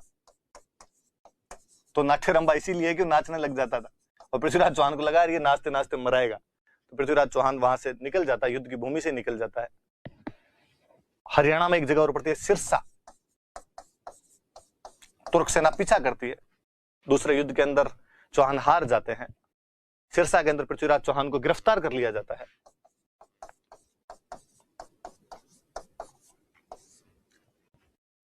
कहानियां फिर चेंज होती है। कुछ कहानियां कहती है कि वहां पर उसे गिरफ्तार करते ही मार दिया गया था। कुछ लोग कहते हैं कि नहीं, उसको अजमेर लेकर आए थे, ऐसा हसन निजामी कहता है। एक राइटर हुए हसन निजामी, कंटेम्पररी राइटर उस टाइम के, जो एक बुक लिखते हैं ताज उल मासिर, नाम याद रखना भाई, मिडेवल में भी काम आएगी। हसन निजामी की पुस्तक है ताज उल मासिर, और वो ताज उल मासिर के अंदर लिखते हैं कि पृथ्वीराज चौहान को गिरफ्तार कर लिया गया। गिरफ्तार करने के बाद में उसे अजमेर लाया गया, अजमेर लाके उसे पुनः राजा बना दिया गया। उसने अधीनता स्वीकार कर ली। थोड़े दिनों बाद वो एक बार फिर षड्यंत्र करने का प्रयास करता है, फिर गौरी के खिलाफ लड़ने का प्रयास करता है। इस बार उसे पकड़कर मार दिया गया था। एक कहानी कहती है कि जहां पकड़ा था वहीं मार दिया था। हसन निजामी ताजुल मासिर के अंदर कहते हैं कि उसे यहां पर लेकर आए थे, अजमेर में कुछ दिन उसने शासन किया था। इसके बाद वापस वो गौरी के खिलाफ बगावत, रिबेल करने का प्रयास करता है, और इस बार उन्होंने इसे मार दिया था। राजस्थानी कहानी आपने दूसरी बात कहती है। चंदबरदाई अपने पृथ्वीराज रासों के अंदर लिखते हैं कि सिरसा से पकड़ने के बाद उस व्यक्ति को मोहम्मद गौरी पकड़कर गजनी ले गया, और जैसा कि अक्सर तुर्क राजा दूसरे दुश्मन के साथ किया करते थे, उसे जेल के अंदर डाल दिया गया और उसकी आंखें निकाल दी गई। चंदबरदाई कहते हैं कि मैं पृथ्वीराज चौहान का दोस्त था, और मुझे जब ये पता चला कि मेरे दोस्त को पकड़कर गजनी ले गए तो मैं पीछे पीछे गजनी चला गया। जब पृथ्वीराज चौहान से मिला जाकर गजनी में, तो मुझे पता चला कि मेरे सम्राट की दोनों आंखें निकाल दी गई है। वहां हम दोनों ने आपसी बातचीत के अंदर एक योजना बनाई और मैं गौरी के पास गया, ऐसा चंदबरदाई कहते हैं। चंदबरदाई गौरी के पास गए और उन्होंने गौरी को जाकर कहा कि सम्राट ये क्या किया, हमारे राजा ने जब तुम्हें पकड़ा था तो तुम्हें ससम्मान छोड़ दिया था, वहां से वापस भेज दिया था, तुमने हमारे राजा को पकड़ा तो आंखें निकलवा दी। गौरी ने कहा कि अपनी अपनी संस्कृतियों की बात है, तुम्हारी संस्कृति कहती है कि दुश्मन माफी मांग ले तो छोड़ देना चाहिए, हमारी संस्कृति कहती है कि आंखें फोड़ देनी चाहिए, अभी तो आंखें फोड़ी मारेंगे हम। चंद्रबरदाई कहता है कि जैसे आपके कानून है वैसा आप करोगे, चूंकि बंदी बना लिया आपने। पर मैं कहना चाहूंगा आपको, यार ये व्यक्ति एक अलग सी कला में निष्णात है, एक्सपर्ट है। यदि तुमने वो नहीं देखी इसकी तो फिर मतलब ही क्या हुआ। गौरी ने कहा वह क्या है, और उसने कहा कि शब्द भेदी बाण चला सकता है। गौरी ने कहा मतलब, उन्हें आवाज सुन के ये व्यक्ति तीर मार सकता है, सटीक निशाना लगा सकता है वहां पर। गौरी ने कहा चंद्रबरदाई मैं ही मिला सुबह से, ऐसी मजाक अच्छी नहीं होती। बिना आंखों के जब दिखता ही नहीं है तो निशाना कैसे लगेगा टारगेट पे। चंद्रबरदाई ने कहा कि तुम शायद हमारी संस्कृति को ढंग से जानते ही नहीं हो, हमारे बहुत सारे राजा हुए हैं जिन्होंने शब्द भेदी बाण चलाए हैं। भगवान राम के पिता दशरथ इस को जाना करते थे। एक दिन जो वो सरयू नदी के किनारे अपना मचान लगाकर बैठे हुए थे, अपने सैनिकों को कहा कि मैं सरयू नदी के पास में मचान लगाकर बैठूंगा, और जैसे सरयू नदी के अंदर कोई जंगली पशु पानी पीने के लिए आएगा, और जैसे ही वो पानी में मुंह डालेगा, छपाक की आवाज के साथ मैं तीर चलाकर उसको मार दूंगा। घनघोर अंधकार में भी वो शब्द भेदी बाण चला दिया करते थे। बदकिस्मती विडंबना की उस दिन पानी पीने के लिए कोई पशु नहीं आया, बल्कि उससे पहले ही पानी भरने के लिए वह व्यक्ति आया जो अपने अंधे माता पिता को अपनी कावड़ के अंदर उठाकर संपूर्ण तीर्थों की यात्रा करवा रहा था।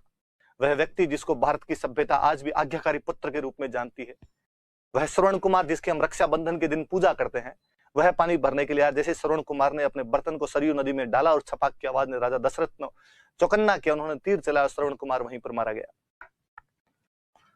राजा ने जब मनुष्य की चित्कार सुनी तो राजा दौड़कर आए और उन्होंने देखा कि मैंने एक व्यक्ति को मार दिया है। व्यथा से ग्रस्त हुए, उस लाश को लेकर वो अंधे माता पिता के पास पहुंचे, माफी मांगी उनसे, लेकिन अंधे माता पिता ने कहा कि हे राजा दशरथ, अंधे लोग तुम्हारा क्या ही बिगाड़ सकते हैं, लेकिन जिस प्रकार आज तुमने हमारे पुत्र श्रवण कुमार को मार दिया है और हम इस पुत्र वियोग के अंदर आज मर जाएंगे, एक दिन तू भी इसी प्रकार अपने पुत्र वियोग के अंदर मारा जाएगा।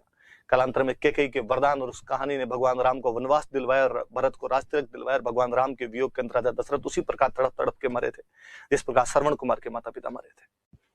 चंद्रबरदाई ने कहा कि हमारे पूरी रामायण ही इस बात पर रच दी गई कि शब्द भेदी बाण है और तुम्हें विश्वास नहीं है। सुल्तान ने कहा कि हाथ कंगन को आरसी गया, सुल्तान इस कारनामे को देखना पसंद करेगा। दूसरे दिन एक बड़े से मंच पर सुल्तान को बिठाया गया, प्लेटफॉर्म पर। नीचे एक छोटा प्लेटफॉर्म लगा के पृथ्वीराज चौहान को वहां पर खड़ा किया गया। उसके सामने घंटी बांधी गई और कहा कि जैसे ही घंटी पर टन की आवाज आए, पृथ्वीराज चौहान को वहां पर तीर चलाना है। पृथ्वीराज चौहान ने कहा ठीक है, चला दूंगा। चंद्रबरदाई आगे से और लिखते हैं कि उस समय मैंने पृथ्वीराज चौहान को हमारी देशज भाषा में, हमारी लोकल भाषा के अंदर एक दोहा सुनाया और मैंने उसे कहा कि सम्राट पृथ्वीराज चौहान, तुम्हें इस टन की आवाज पर, घंटी की आवाज पर तीर नहीं चलाना है, तो मैं तुम्हें इशारा कर रहा हूं, तीर उस तरफ चलाया जाए, मोहम्मद गौरी वहीं पर बैठा हुआ है, उसे मार दिया जाए। आप ज्यादातर उस दोहे को, उस कहानी को जानते हो। 4 बांस 24 गज अंगुलष्ट प्रमाण, ताऊ पर सुल्तान है मत चुके चौहान। ये 4 बांस 24 गज और 8 अंगुलियों जितनी दूरी पर सुल्तान बैठा हुआ है, चौहान चूक मत जाना, आज यहां तीर चलाया जाए। पृथ्वीराज चौहान सटीक उसी दिशा में तीर चलाता और मोहम्मद गौरी को मार देता है। चंद्रबरदाई कहता है कि हम दोनों की पहले से योजना थी और हम दोनों ने एक दूसरे के कटार मारकर अपनी यह लीला, जीवन लीला को वहां पर समाप्त कर दिया। ऐसी कहानी चंद्रबरदाई अपने पृथ्वीराज रासो के अंदर सुनाता है। हालांकि जब ये कहानी सुनते हैं तो एक सवाल स्वाभाविक रूप से हम सबके मन में उठता है कि जब चंद्रबरदाई वहां पर पृथ्वीराज चौहान के साथ ही मारा गया तो ये कहानी सुनाई किसने। एक हॉलीवुड की बहुत अच्छी मूवी है पायरेट्स ऑफ द कैरेबियन, और उसके अंदर कहा जाता है कि जो भी इन कैरेबियंस के जाल में फंस जाता है वो कभी जिंदा बचकर वापस नहीं आता। और जैक स्पैरो कहता है तो फिर ये बताया किसने कि उनके जाल में कोई कैसे फंसता है। कुछ वैसा इस कहानी में, पर उसका तो हम उत्तर देते हैं कि कालांतर में चंद्रबरदाई के बेटे जलहण ने इस पुस्तक को पूरा किया था। पर सबसे बड़ा सवाल यह है कि चंद्रबरदाई की पृथ्वीराज रासो की हिस्टोरिकली एविडेंस ज्यादा नहीं मिलते, उसको हिस्टोरिकली कंसीडर नहीं किया जाता है। और ऐसा कहा जाता है कि चंद्रबरदाई नामक व्यक्ति जो था वो पृथ्वीराज चौहान के दरबार में रहा तो था, पर ये उसी ने पृथ्वीराज रासो लिखा है, इस पर बहुत बड़े डाउट है।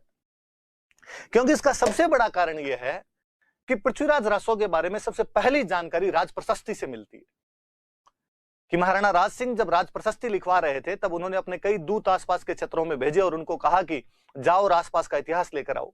उनका कोई दूत जब अजमेर पहुंचा तो वहां पर एक व्यक्ति उसके सामने आया और उस व्यक्ति ने कहा कि मेरे पास पृथ्वीराज चौहान के दरबार में रहने वाले चंद बरदाई की पृथ्वीराज रासो नामक पुस्तक है, जिसमें उस समय की तत्कालीन इतिहास की जानकारी है, और उस पुस्तक की खूब सारी बातें राज प्रशस्ति के अंदर लिखी गई और वहां पर इसका सबसे पहले जिक्र आता है। राज प्रशस्ति लिखी गई 1676 में, हम युद्धों की बात कर रहे हैं 1191-92 के आसपास में, इसलिए मामला मैच नहीं कर पाता थोड़ा।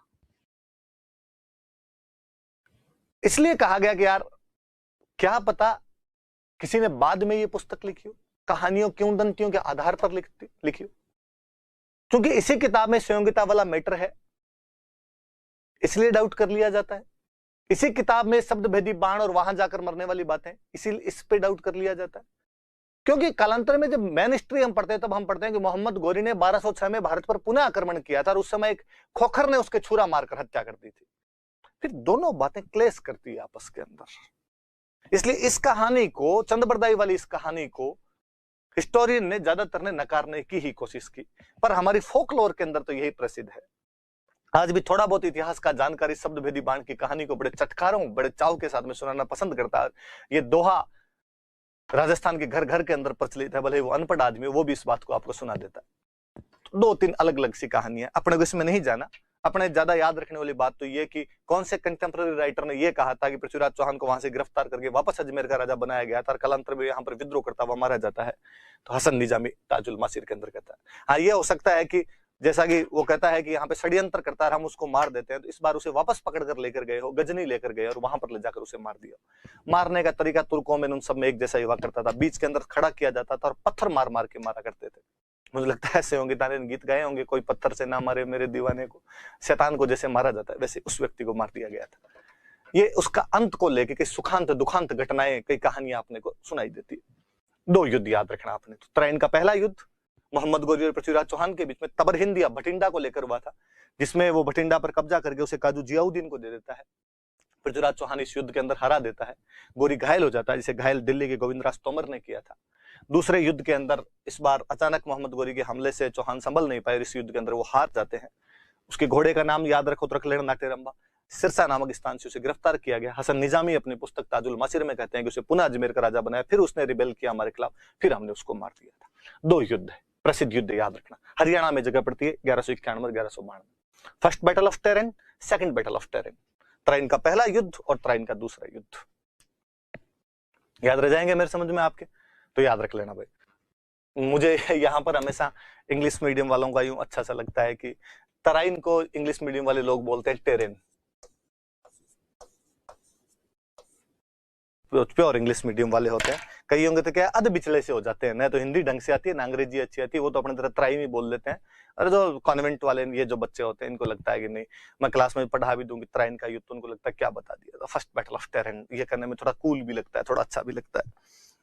एक दिन मैं इस घटना से थोड़ा जुड़ा हुआ था, मेरे साथ बहुत बुरा हुआ एक बार ऐसा, मैं बताऊंगा आपको ताकि याद रहे आपकी ये चीज। हालांकि क्लास इस मामले में थोड़ी लंबी हो जाएगी, पर आप चाहो तो इसको काट के आगे वाली देख लेना, सुनना चाहो तो सुन लेना आप थोड़ी सी बात। 2016 वाले इंटरव्यू चल रहे थे, 2016 वाली जो वैकेंसी थी उसका मेंस का रिजल्ट आ गया था, लोग इंटरव्यू की तैयारियां कर रहे थे।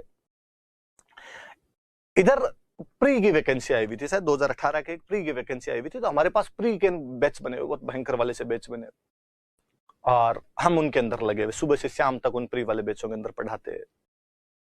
प्री की वैकेंसी आने के बाद में जो प्री की तैयारी करते हैं तो टाइम कम होता है, तो फिर लंबी लंबी क्लासें, जल्दी जल्दी पढ़ाओ, वैसा कुछ मामला हो जाता है। आप लोग इस मामले में थोड़े सही हो कि आपने तैयारी अभी शुरू की, तो उतना मारामारी नहीं होती। उस टाइम थोड़ी मारामारी बढ़ जाती है, और तो कुछ ही नहीं होता, उसमें भी लोग सिलेक्ट होते हैं, उसमें भी लोग अच्छे से पढ़ते हैं। तो दिलीप सर के पास में, दिलीप सर के कोई पुराने स्टूडेंट, अब के आरएस माया जाल है जी, एक आप तैयारी भले 2020 में शुरू करो, भले ही आपका 2022 के अंदर सिलेक्शन हो जाए, पहली वैकेंसी में 2021 के अंदर ही सिलेक्शन हो जाए, पर किसी की रैंक अच्छी नहीं आए, किसी को पोस्ट अच्छी नहीं मिले, वो फिर एग्जाम देता है, फिर एग्जाम देता है। तो अंडरवर्ल्ड है, आदमी आता मर्जी से, जाता मर्जी से नहीं है। तो कई भौमीय जो बर्फानी बाबा हो चुके थे 2007 में, कोई आरएस सेलेक्ट हो गया, वो वापस 2016 में इंटरव्यू कॉल हुआ था, पहले इंटरव्यू कॉल नहीं हुआ उसका, मान लो, या हुआ तो वापस उसका सिलेक्शन नहीं हुआ, तो उनको लगता था इस बार थोड़ा ढंग से तैयारी करनी। वो सर के पास आए, उन्होंने सर को कहा कि सर हमें थोड़ी हिस्ट्री पढ़ाओ। पहले दिलीप सर ही हिस्ट्री पढ़ाया करते थे, राजस्थान भी दिलीप सर पढ़ाते, बाकी हिस्ट्री भी दिलीप सर पढ़ाया करते, वन मैन आर्मी हुआ करते थे, तमाम सब्जेक्ट, मेरे सारे सब्जेक्ट दिलीप सर से पढ़े हुए, हिस्ट्री पढ़ा हुआ, पॉलिटी पढ़ा हुआ, इकोनॉमी पढ़ी हुई है, फिलोसफी पढ़ी हुई है, इथिक्स पढ़ी हुई है, फिजिक्स पढ़ाया करते, हिंदी पढ़ाते, इंग्लिश पढ़ाते, सारे थे इस सर के पास, ये सर ही पढ़ाया करते सारे सब्जेक्ट। तो उनका सर हम आपसे पढ़े हुए हैं और आप हमें हिस्ट्री पढ़ाओ। सर ने कहा टाइम नहीं है, बैच चल रहे हैं बहुत भयंकर वाले, और आपको यार क्या पढ़ाऊं, सब कुछ आता ही यार, आरएस सेलेक्ट हो रखे हो आप लोग। और नहीं सर आप पढ़ाओ। सर ने वापस आया, नहीं टाइम ही नहीं है, एकदम ही टाइम नहीं है सर, एक दिन निकाल लो, एक दिन। तो सर ने लास्ट में फाइनली कहा यार मैं तो हिस्ट्री पढ़ानी छोड़ दी, भूल भाल गया, और मेरे तो खुद के हमारे स्टूडेंट है, वो अब हिस्ट्री पढ़ाता है, आपको तो उससे पढ़वा दूं। तो उन्होंने कहा कि यदि सर ठीक ज्ञान हो, हिस्ट्री का थोड़ी आती हो तो पढ़वा दो। सर ने कहा हाँ यार बता ही देगा, इतना तो आप जितना तो बता ही देगा। सर ने दूसरे दिन मुझे कहा कि यार वो लोग हैं उनको हिस्ट्री पढ़ानी है। मैंने सर को वापस कहा कि दो प्रॉब्लम है, एक तो अपने पास जगह ही नहीं है, अपने सब बेचों सब रूम्स के अंदर वो चल रहे हैं, बैच चल रहे हैं, फिर मैं फ्री नहीं हूं, मैं 7 से 7 क्लास लेता हूं, पढ़ाएंगे कब। सर ने कहा हाँ यार ये बात सही है। सर ने उनको फोन किया कि यार वो जगह ही नहीं है, आपको पढ़ाएंगे कहाँ, आप 15-20 लोग तो हो कम से कम, पहले आप आए नहीं जब हमने इंटरव्यू का बैच चलाया तब लास्ट टाइम में आए आप। तो उन्होंने कहा सर जगह का हम जुगाड़ कर ले, तो हम कोई हॉल वॉल ले ले, वहां बैठ जाए, आपका बंदा वहां जाए। तो सर ने मुझे कहा यार अब इतना ही कह रहे हैं तो चले जाओ, अपने चले गए। सर को मैंने टाइम, सर ने कहा सुबह 7 से 9 वाली क्लास इसकी फ्री कर दो रे, मैनेजमेंट वालों का, नहीं 9 से 11, 7 से 11 फ्री कर दो इसको। मेरी जगह कोई टेस्ट लगा दिया, कोई दूसरे टीचर को भेज दिया, 11 बजे तू आ जाना, 4 घंटे में उनको बता देगा, वहां बता दो। मैं गया, उनमें से कुछ लोग मुझे जानते भी थे, दुआ सलाम हुई, 15-20 लोग सीधे बैठे हुए थे, अपने चेयर पे जाके बैठ गए। मैंने उन्हें कहा कि 4 घंटे का टाइम है, आपके बड़े बड़े जो भी प्रॉब्लम आती है वो क्वेश्चन मेरे से आप पूछ लो, जितने होंगे मैं उतना बताने को प्रयास कर लूंगा। इस तरह के जो भी कोई क्वेश्चन होते हैं कि अशोक महान था, अकबर महान था, प्रताप महान था, इनके सर क्या रिप्लाई देने हैं, इंटरव्यू में पूछ ले तो क्या बताना है, अपन ने सब बताया एकदम। और चूंकि मैं बहुत बड़ी जिम्मेदारी लेके गया था कि दिलीप सर ने अपनी जगह भेजा था, इसलिए मैं डर भी रहा था कि कहीं ये रिजेक्ट नहीं कर दे, ये नहीं कर देगा यार फर्जी आगे 4 घंटे का टाइम खराब करके चला गया। इसलिए मैं हर आंसर के बाद उनके चेहरे रीड करने का प्रयास करता था कि संतुष्ट है कि नहीं, और उनकी आंखों से मुझे लगता था कि नहीं यार ये मेरे उत्तर से संतुष्ट हुआ है। ऐसा जब होता है तो मानव स्वभाव है, आपको अच्छा लगता है यार, मुझे लगता है कि नहीं यार अपने एकदम सटीक दिशा के अंदर आगे बढ़ रहे हैं। उन्होंने मेरे से इंडियन, राजस्थान, वर्ल्ड के जो बड़े बड़े क्वेश्चन हो सकते थे, इंटरव्यू में बड़ी बड़ी चीजें पूछी जाती, वो सारी पूछी उन्होंने, मैंने सारे जवाब दिए। फाइनली 11:15 बजे उनमें जो सीनियर थे उन्होंने कंक्लूड किया इसको और कहा कि अब सर को 11 बजे जाना है, दिलीप सर का फोन आया था कि 11 बजे तक फ्री कर देना, तो आपके पास कोई यदि कोई लास्ट सवाल हो तो पूछ लो। मेरे सामने पानी की बोतल ला के रख दी, तो अपने पानी वानी पिया गया, तो जाना ही है अपने को। उन्होंने कहा नहीं कोई सवाल नहीं, हो गए सर। अब उठने वाले ही थे, इतने में किसी लड़की ने हाथ खड़ा किया, वो भी सिलेक्ट हो रखे थे, पुराने को सीनियर थे। मगर जी पूछिए, बताइए सर बैटल ऑफ टेरेन के बारे में आपका क्या कहना है। सच्ची बताऊं मैंने ये नाम भी नहीं सुना था कभी, पर अब दिक्कत ये कि आप साफ साफ मना कर दो तो बेइज्जती, कि 4 घंटे तक तो बड़ी बड़ी बातें कर रहा था, ये है वो है, तेरे को ये भी नहीं आ रहा। तो भगवान बुद्ध एक बहुत अच्छा सा सिद्धांत दे के गए कि मास्टर को यदि कुछ नहीं आए ना तो मास्टर मुस्कुरा दे। हंसी क्लास चलती है, ऑफलाइन क्लास चलती है, कोई बच्चा ऐसा क्वेश्चन पूछ ले जो आपको नहीं आ रहा, और आपको बस यही नहीं आया।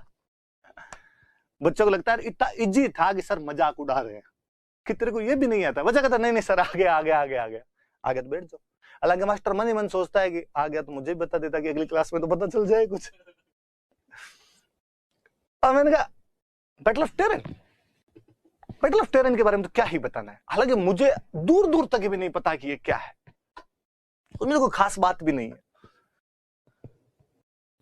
वापस क्वेश्चन किया, हाँ सर वैसे तो कोई खास बात नहीं, पर फिर भी थोड़ा आप एलिब्रेट कर दोगे तो ठीक रहेगा। मैं मन ही मन सोचूं कि सर एलिब्रेट कहां से कर दे, सर को नहीं आ रहा है। पर फिर मेरे को यूं लगा कि यार यदि अपने को 30-40 सेकंड का टाइम मिले ना तो निकल के आ जाए, क्या पता यार हो अपने दिमाग में वो इस टाइम स्पॉन्टेनियस याद नहीं आ रहा हो अपने को, क्या करें। तो पानी वाली बोतल पड़ी थी, मैंने कहा अच्छा तो बैटल ऑफ टेरेन बताना है, यूं करके पहले पानी वाली बोतल लेके पानी पिया ताकि लोगों को लगे वो पानी पी रहा है, पानी पी के बताएगा। अपने सोचे और आप मानोगे नहीं, मैंने मेरे दिमाग को ग्रिल करके रख दिया था। Indian, ancient, medieval, modern, Rajasthan, world, मेरे दिमाग में जितने नोट्स किताबें थी एक सारी 30 सेकंड के अंदर उभर के आ गई। सारी किताबें कहेगी इस हार्ड डिस्क में बैटल ऑफ टेरेन नहीं है। पानी भी पी लिया, नीचे वापस रखे, क्या बोलूं अब मैंने वापस लास्ट रिप्लाई किया, मैं कहा हाँ धीरे धीरे बोलूं, क्या पता अपने दिमाग में जे ये कोई क्लू दे दे, पर वो क्लू देने के लिए तैयार नहीं हुआ। हाँ तो क्या बताना था आपको, क्या पूछ रहे थे आप? मुझे लगा इस बार कोई आसपास का दूसरा नाम ले तो अपने को याद आए घटना, और मैं वापस कहा कि हाँ सर वही बैटल ऑफ टेरेन के बारे में पूछना था और कुछ नहीं। मैंने कहा अच्छा तो वैसे भी क्या जानना है जैसे आपको बैटल ऑफ टेरेन में? तो उनके मुंह से निकला कि सर वो पृथ्वीराज, मगर रुको वो अब रुक जा, अब मैं समझ गया, अब मैं पृथ्वीराज चौहान के बाप दादाओं के आंतड़े बिखेर के रख दूंगा यहाँ पे, मुझे एक एक घटना याद है। अच्छा ये तराइन वाले युद्ध का ही पूछ रहे हो क्या? आना मुझे 15 मिनट बाद में था, पर मैंने उस दिन आधे घंटे तक उनको और तराइन के युद्ध की बात बताई, खुद को प्रूव करने के लिए कि नहीं अपने को आता है।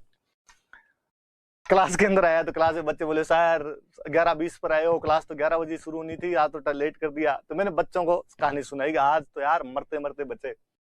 या नए लोगों में यूं बेइज्जती सी फील होती, अपने लोगों तो बेइज्जती फील नहीं होती। बता दें टाबरों क्या नहीं आ रहा था अपने को, तो मैंने कहा अरे आज तो यार मरवा दिया। इंग्लिश मीडियम वालों रहे तुम मुझे बताते क्यों नहीं रहे, इसको ऐसे कहते हैं, आज दिन तक नहीं बताया, मंगतों ने तुम्हारे चक्कर में मेरी बेइज्जती हो जाती, वहां पे पानी फिर जाता, सब कुछ मटिया मेट हो जाता। आज क्या बात हुई सर, क्या बात हुई? मैंने उनको बताया अरे यार इस तरह इनको टेरेन कहते हैं, मुझे तो पता ही नहीं था।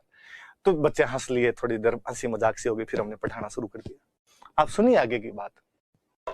उसी साल आईएएस का एग्जाम, मेंस का एग्जाम, हिस्ट्री का पेपर,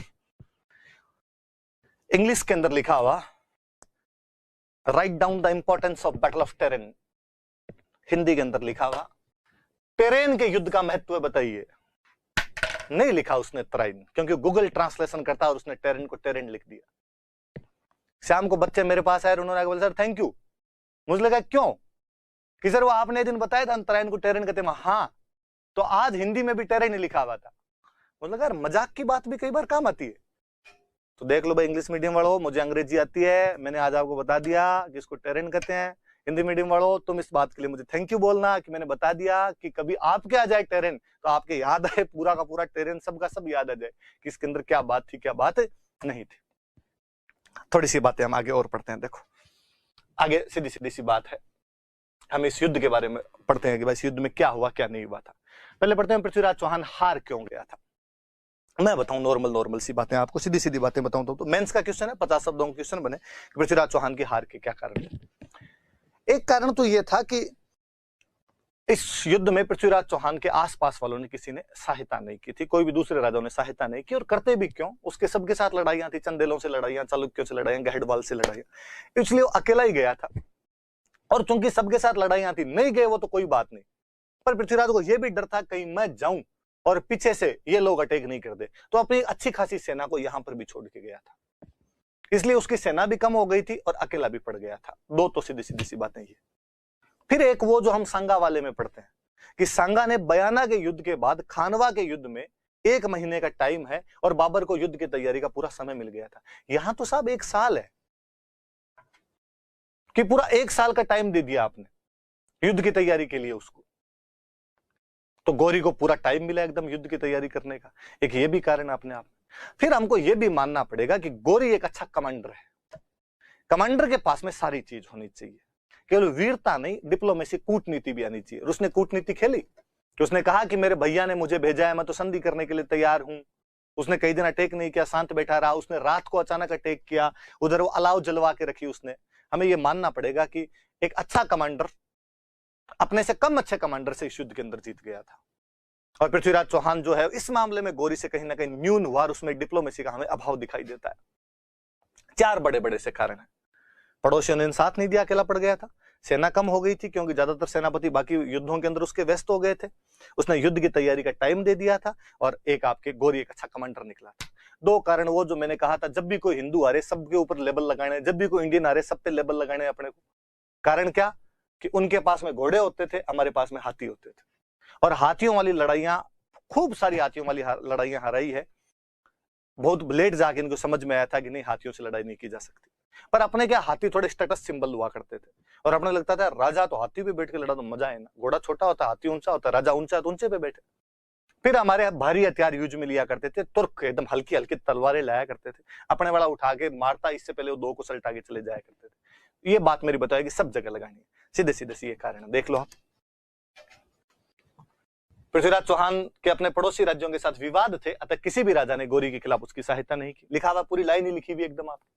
तराइन के दूसरे युद्ध में पृथ्वीराज चौहान की सेना गौरी की सेना के मुकाबले कम थी और उसके अधिकतर सेनापति अन्य युद्धों में व्यस्त थे। स्कंद जो सेनापति था वो इस युद्ध के अंदर नहीं जा पाया था। एक सेनापति था उदयराज, वो इस युद्ध में नहीं जा पाया था। एक कहते हैं कोई सेनापति था सोमेश्वर, उसके पिता का नाम भी वैसे तो सोमेश्वर था, और इसने मना किया था कि अपने युद्ध नहीं करना। पर पृथ्वीराज करता है तो ये उधर से लड़ लेता है, गौरी की तरफ चला जाता है। तो ये दो याद रखना, ये युद्ध में नहीं जा पाए थे, स्कंद और उदयराज, और सोमेश्वर जाके उधर मिल गया था, तो एक वो सेना कम पड़ गई उसकी। फिर जो मैंने बताया कि तराइन के पहले युद्ध के बाद पृथ्वीराज चौहान ने गौरी को तैयारी का पूरा टाइम दे दिया था, उसी टाइम पीछा करते मार देते तो मामला ही खत्म हो जाता पूरी तरीके से। फिर वही गौरी एक अच्छा कमांडर इन चीफ निकला इस मामले के अंदर और उसने पृथ्वीराज चौहान को हरा दिया। तुर्कों ने घोड़ों का प्रयोग किया, राजपूत हाथियों पर बैठकर लड़ रहे थे। घोड़ों और हाथियों के मुकाबले में घोड़े हमेशा जीतते रहे थे। तुर्कों ने राजपूतों की अपेक्षा हल्के हथियारों का प्रयोग किया था। फिर वो जो मैं बात अक्सर कई बार करता ही हूं कि अक्सर जब हार जाते हैं ना तब कमियां निकलनी शुरू होती है, जब तक आप जीतते हो तब तक दिखता ही नहीं है। वर्ल्ड कप में इंडिया की टीम गई थी और सेमीफाइनल तक हर मैच जीत रही थी, रोहित शर्मा शतक पे शतक बना रहे थे और कहा जा रहा था कि भारतीय क्रिकेट टीम तो अजय है, किसी से हार ही नहीं सकती। सेमीफाइनल में एक मैच हारे तब पता चला कि आपकी क्रिकेट टीम में बैट्समैन तो है ही नहीं, 4 विकेट कीपर खिला रखे थे। केएल राहुल, महेंद्र सिंह धोनी, ऋषभ पंत और दिनेश कार्तिक 4 विकेट कीपर है। जो एक ढंग के बैट्समैन होने चाहिए उनकी तो आपने अवहेलना की। उस मैच के अंदर आपको और पता चला कि आपका यदि अपर क्लास जो है, अपर ऑर्डर जो है वो यदि फेल हो जाए तो आपका मिडिल ऑर्डर पूरा गड़बड़ाया हुआ है। अब तक के हर मैच में रोहित शर्मा और केएल राहुल रन बना रहे थे, इसलिए मिडिल ऑर्डर पर किसी का ध्यान ही नहीं गया। उस मैच में पता चला गया आपके स्पिनरों ने तो पूरे टूर्नामेंट में मिला के 3 विकेट लिए, आपके स्पिनर ढंग से नहीं कर पा रहे थे। हार के बाद में कमियां आती है, जब तक जीतते रहते तो सब चीजें ढकी रहती है। तो यहां हारा तो ये कमियां हम देख रहे हैं, वरना इन कमियों के साथ वो तमाम युद्ध जीत गया था। पर ये कमियां आपने को याद रख लेना। फिर एक युद्ध हार के कारण है, फिर एक ये कि तराइन युद्ध का क्या महत्व निकला, बहुत बड़ा महत्व है। सुनो मेरी बात, सिंपल से शब्दों में समझाऊं तो 1192 में तराइन युद्ध में जब पृथ्वीराज चौहान हार जाता है तो भारत पर तुर्कों का कब्जा हो गया, मोहम्मद गोरी ने इन्होंने कब्जा कर लिया। इसके बाद मोहम्मद गोरी ने कब्जा कर लिया, उसके बाद क्या हुआ तो दिल्ली पर गुलाम वंश का शासन शुरू हुआ। कुतुबुद्दीन ऐबक, इल्तुतमिश, बलबन, फिर खिलजी आए, फिर तुगलक आए, फिर सैयद आए, फिर लोदी आए, मुगल आए, अंग्रेज आए। 1192 में जो एक फॉरेन पावर भारत के अंदर आ गई थी, टिल इंडिपेंडेंस 1947 भारत का राज भारतीयों द्वारा कभी नहीं किया गया, विदेशी ही रहे। एक बार जो फॉरेन रूल की सीरीज चली थी उसने टूटने का नाम नहीं लिया। भारत में ये विदेशी पावर किसके खिलाफ लड़ रही थी तो राजपूतों के खिलाफ लड़ रही थी। ये राजपूतों का चरम है, जब वो दिल्ली, अजमेर जैसे बड़े बड़े केंद्रों पर अपना शासन किए हुए बैठे थे। पृथ्वीराज चौहान उत्तर भारत के एक बड़े हिस्से का प्रतापी सम्राट बना हुआ था।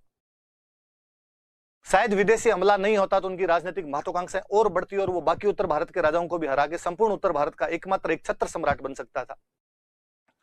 पर अब उस हार ने राजपूतों की जो महत्वाकांक्षा है, उनका जो पीक था, उसको खत्म कर दिया। और पृथ्वीराज चौहान के बाद कोई भी राजपूत राजा कभी दिल्ली पर कब्जा नहीं कर पाया था। राजपूत राजा क्या, कभी कोई हिंदू भी दिल्ली पर कब्जा नहीं कर पाया। हम हेमू के लिए कहते हैं, पर बापड़ा 3 दिन के लिए दिल्ली में राजा बना था, उसको तो खुद कोई फील नहीं आया था कि मैं राजा बन गया हूं क्या।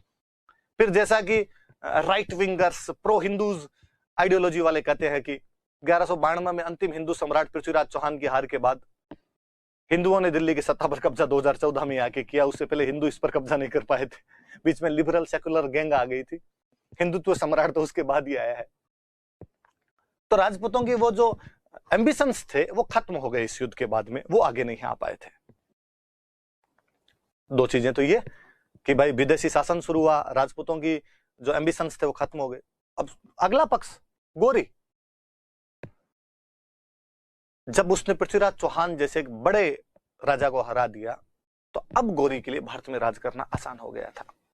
वरना यदि पृथ्वीराज चौहान नहीं हारता तो शायद गोरी या उसके जो भी उत्तराधिकारी या उसके जो भी बाद में यहाँ पे सक्सेसर रहे वो भारत पे इस कदर कब्जा नहीं कर पाते जिस प्रकार उन्होंने बाद में कर लिया था।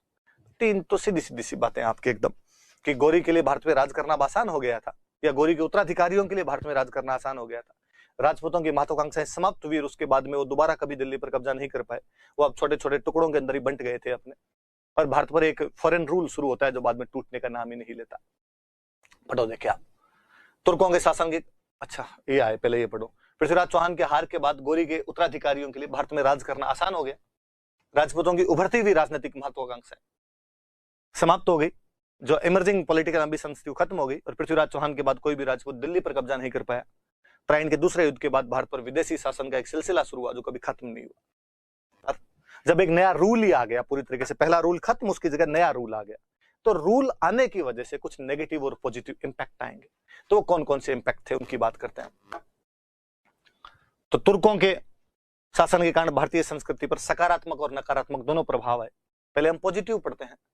भारत में एक नया धर्म आया, इसलिए इससे पहले तक इस्लाम धर्म के लोग यहाँ पर रह नहीं रहे थे। छोटे मोटे कई नागौर को कब्जा करके उन लोगों ने इधर उधर हमले करने जरूर शुरू कर दिए थे, पर उनका इससे पहले आक्रमणकारी के रूप में वो आ रहे थे, अब वो निवासी थे, यहाँ के रह रहे थे। और जब दो अलग अलग संस्कृतियां मिलेगी तो उन मिली जुली संस्कृति से एक नया रिजल्ट सामने आएगा, तो हम जिसको कहते हैं इंडो इस्लामिक कल्चर, एक साझी, एक कंबाइंड, जिसको हम गंगा जमुना तहजीब कहते हैं, वो यहां पर नई संस्कृति का इमर्ज हुआ यहाँ पे। और जब नई संस्कृति आएगी तो उसके प्रभाव सब जगह मिलेंगे, स्थापत्य कला पे, चित्रकला पे, संगीत, सब पे अलग अलग उनके इम्पैक्ट देखेंगे।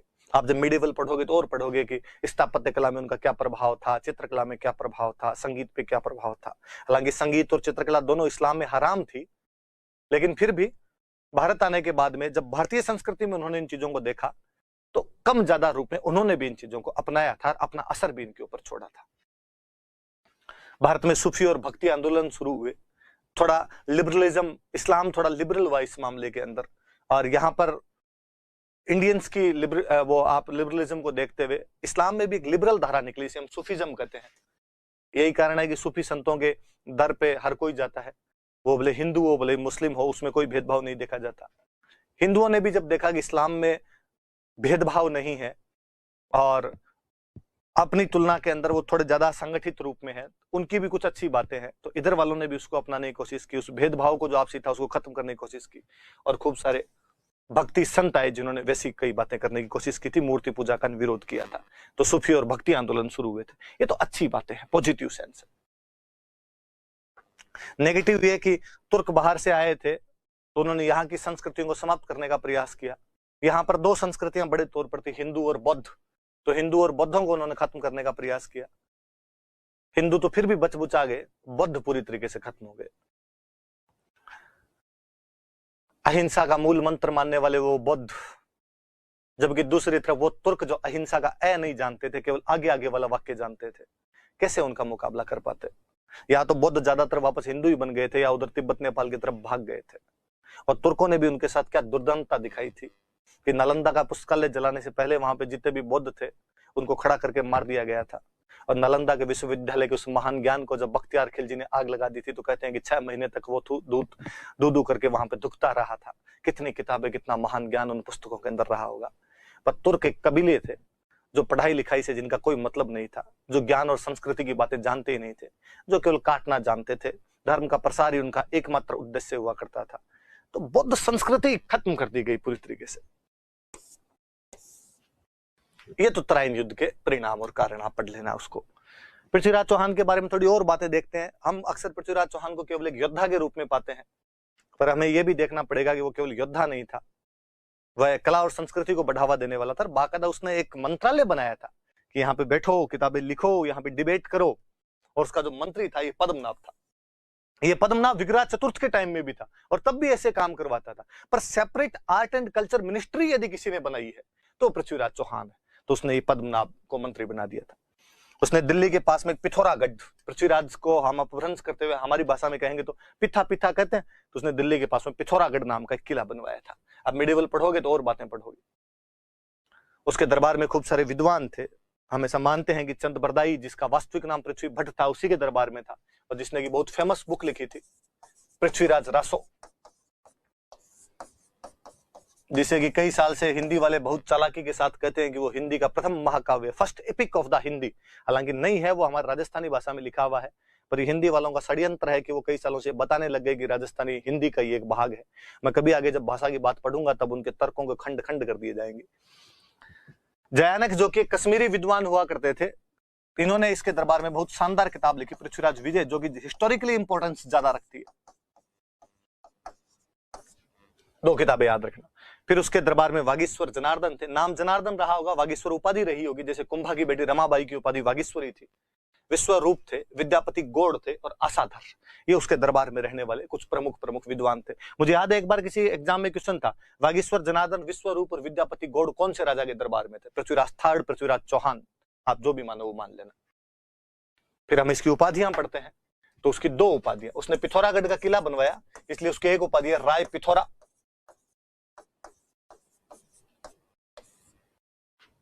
राय मतलब राजा, पिथौरा का राजा। एक उसकी एक उपाधि है दल पुंगल। दल का मतलब होता है सेना, पुंगल का मतलब जीतने वाला, सेनाओं को जीतने वाला, दुनिया को जीतने वाला, वर्ल्ड विनर। जैसे विजय कटकातु, कटकों को जीतने वाला, वैसे दल पुंगल, दल थम्बन, दल पुंगन ऐसी उपाधियां हो जाया करती थी। राय पिथौरा, कोई ये भी पूछे कि राय पिथौरा के नाम से कौन सा राजा जाना जाता है? ऑब्वियसली पृथ्वीराज चौहान। पृथ्वीराज चौहान का मूल्यांकन, इसका एवोल्यूशन कैसे किया जाए पृथ्वीराज चौहान का? बड़ा राजा हुआ तो उसकी कई चीजें होती। पृथ्वीराज चौहान पर अक्सर 2 ब्लेम किए जाते हैं। एक तो ये कहा जाता है कि इमेच्योर कमांडर था, और एक ये कहा जाता है कि वो लंबी सोच नहीं रखने वाला राजा था, अपरिपक्व सेनापति था और अदूरदर्शी राजा था। फोरसाइट नहीं थी उस व्यक्ति में। क्यों कहा जाता है? ये कहने वाले कहते हैं कि साहब तराइन के दूसरे युद्ध में हार गया हो, इमेच्योर कमांडर, ढंग का कमांडर तो था ही नहीं। और लंबी सोच, किस बात की लंबी सोच थी उसमें? तराइन के पहले युद्ध में गोरी को पकड़ने के बाद में गोरी को मारा क्यों नहीं? गोरी की जब सेना भाग रही थी तो उसका पीछा क्यों नहीं किया? थोड़ा बहुत दिमाग नहीं था उसमें? आगे की सोच था कि यार वापस हमला हो सकता है, यहीं सल्टा दिया जाए, मार दिया जाए इसको, पंगा ही नहीं होता है। गोरी को उसी दिन मार देता तो वापस गोरी हमला ही नहीं कर पाता। गोरी हमला नहीं करता, विदेशी राज ही नहीं आता। विदेशी राज नहीं आता तो अंग्रेज नहीं आते, मुगल नहीं आते, हम भारतीयों का शासन रहता हम पे। ऐसे इल्जाम लगाए जाते हैं इन बातों की वजह से।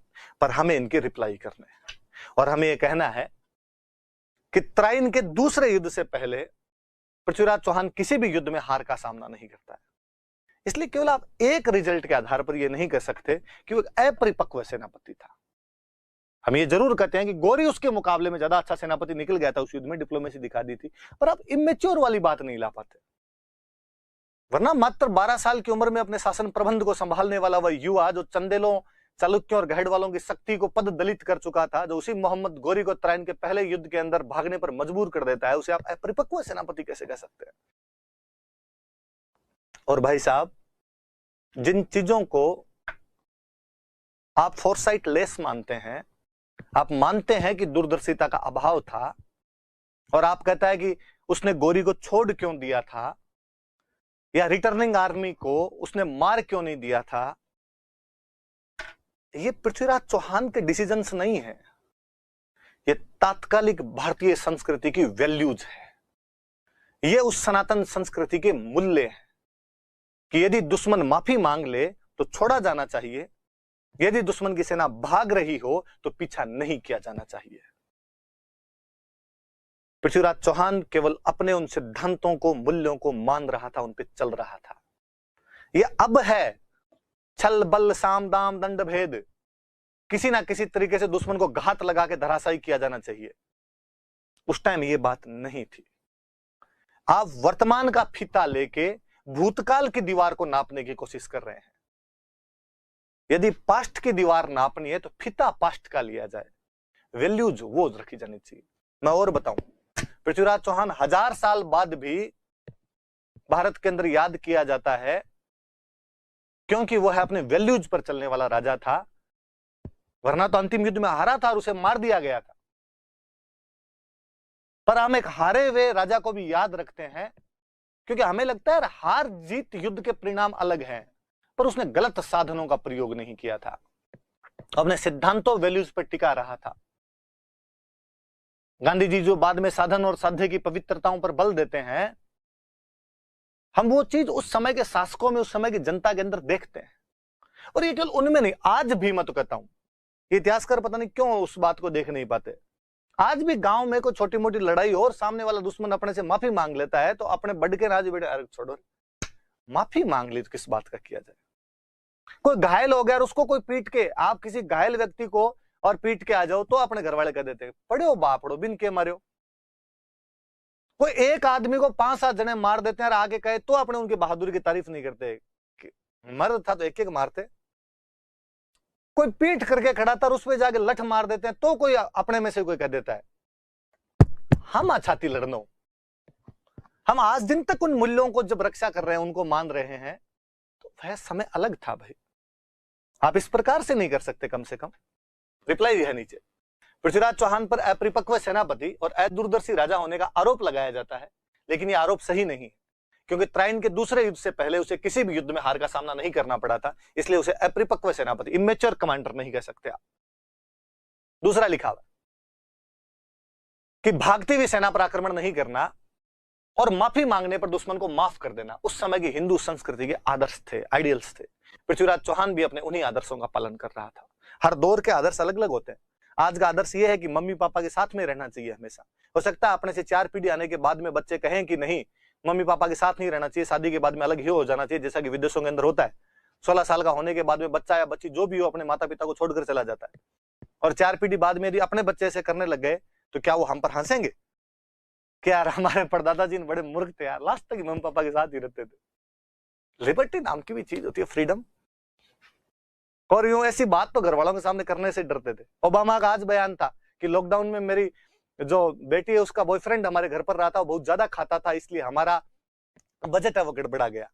ये उनके आदर्श है, उनकी वैल्यूज है।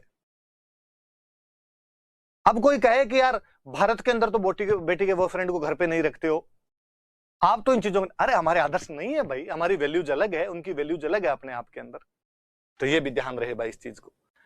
पृथ्वीराज चौहान आदर्शों का पालन कर रहा था, हालांकि उसकी हार ने भारत की गुलामी का मार्ग प्रशस्त कर दिया। वो जो रूट था स्लेवरी ऑफ इंडिया का, वो खोल दिया था, तो उसके हार ने खोल दिया था। लेकिन फिर भी in medieval history his importance can't be ignored. उसके महत्व को आप नजरअंदाज नहीं कर सकते। वह बंदा हमेशा मध्यकालीन उस इतिहास के लिए याद किया जाएगा, उन बातों के लिए उसे याद किया जाना चाहिए।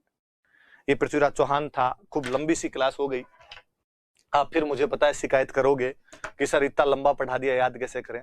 पर याद रहे कि इसमें बातें ज्यादा थी, समझाने वाली बातें ज्यादा थी, याद करने वाली चीजें कम है, तो झेलना। और मुझे लगता है पृथ्वीराज चौहान का जो विराट व्यक्तित्व है, यदि वो मैंने 1 घंटे 40 मिनट या 50 मिनट के अंदर भी समाप्त कर दिया है, तो मुझे पृथ्वीराज चौहान ऊपर बैठकर इस पर गालियां निकाल रहे होंगे, या बाकी लोग भी कहेंगे कि इतने बड़े राजा के इतिहास को तुम केवल 1.5 घंटे के अंदर समाप्त कैसे कर सकते हो। और मुझे लगता है यदि मैं इसको 2 भागों में तोड़कर पढ़ाता तो आपको लगता है कि यार वो जो मोमेंटम बना हुआ था उसको खत्म क्यों कर दिया गया।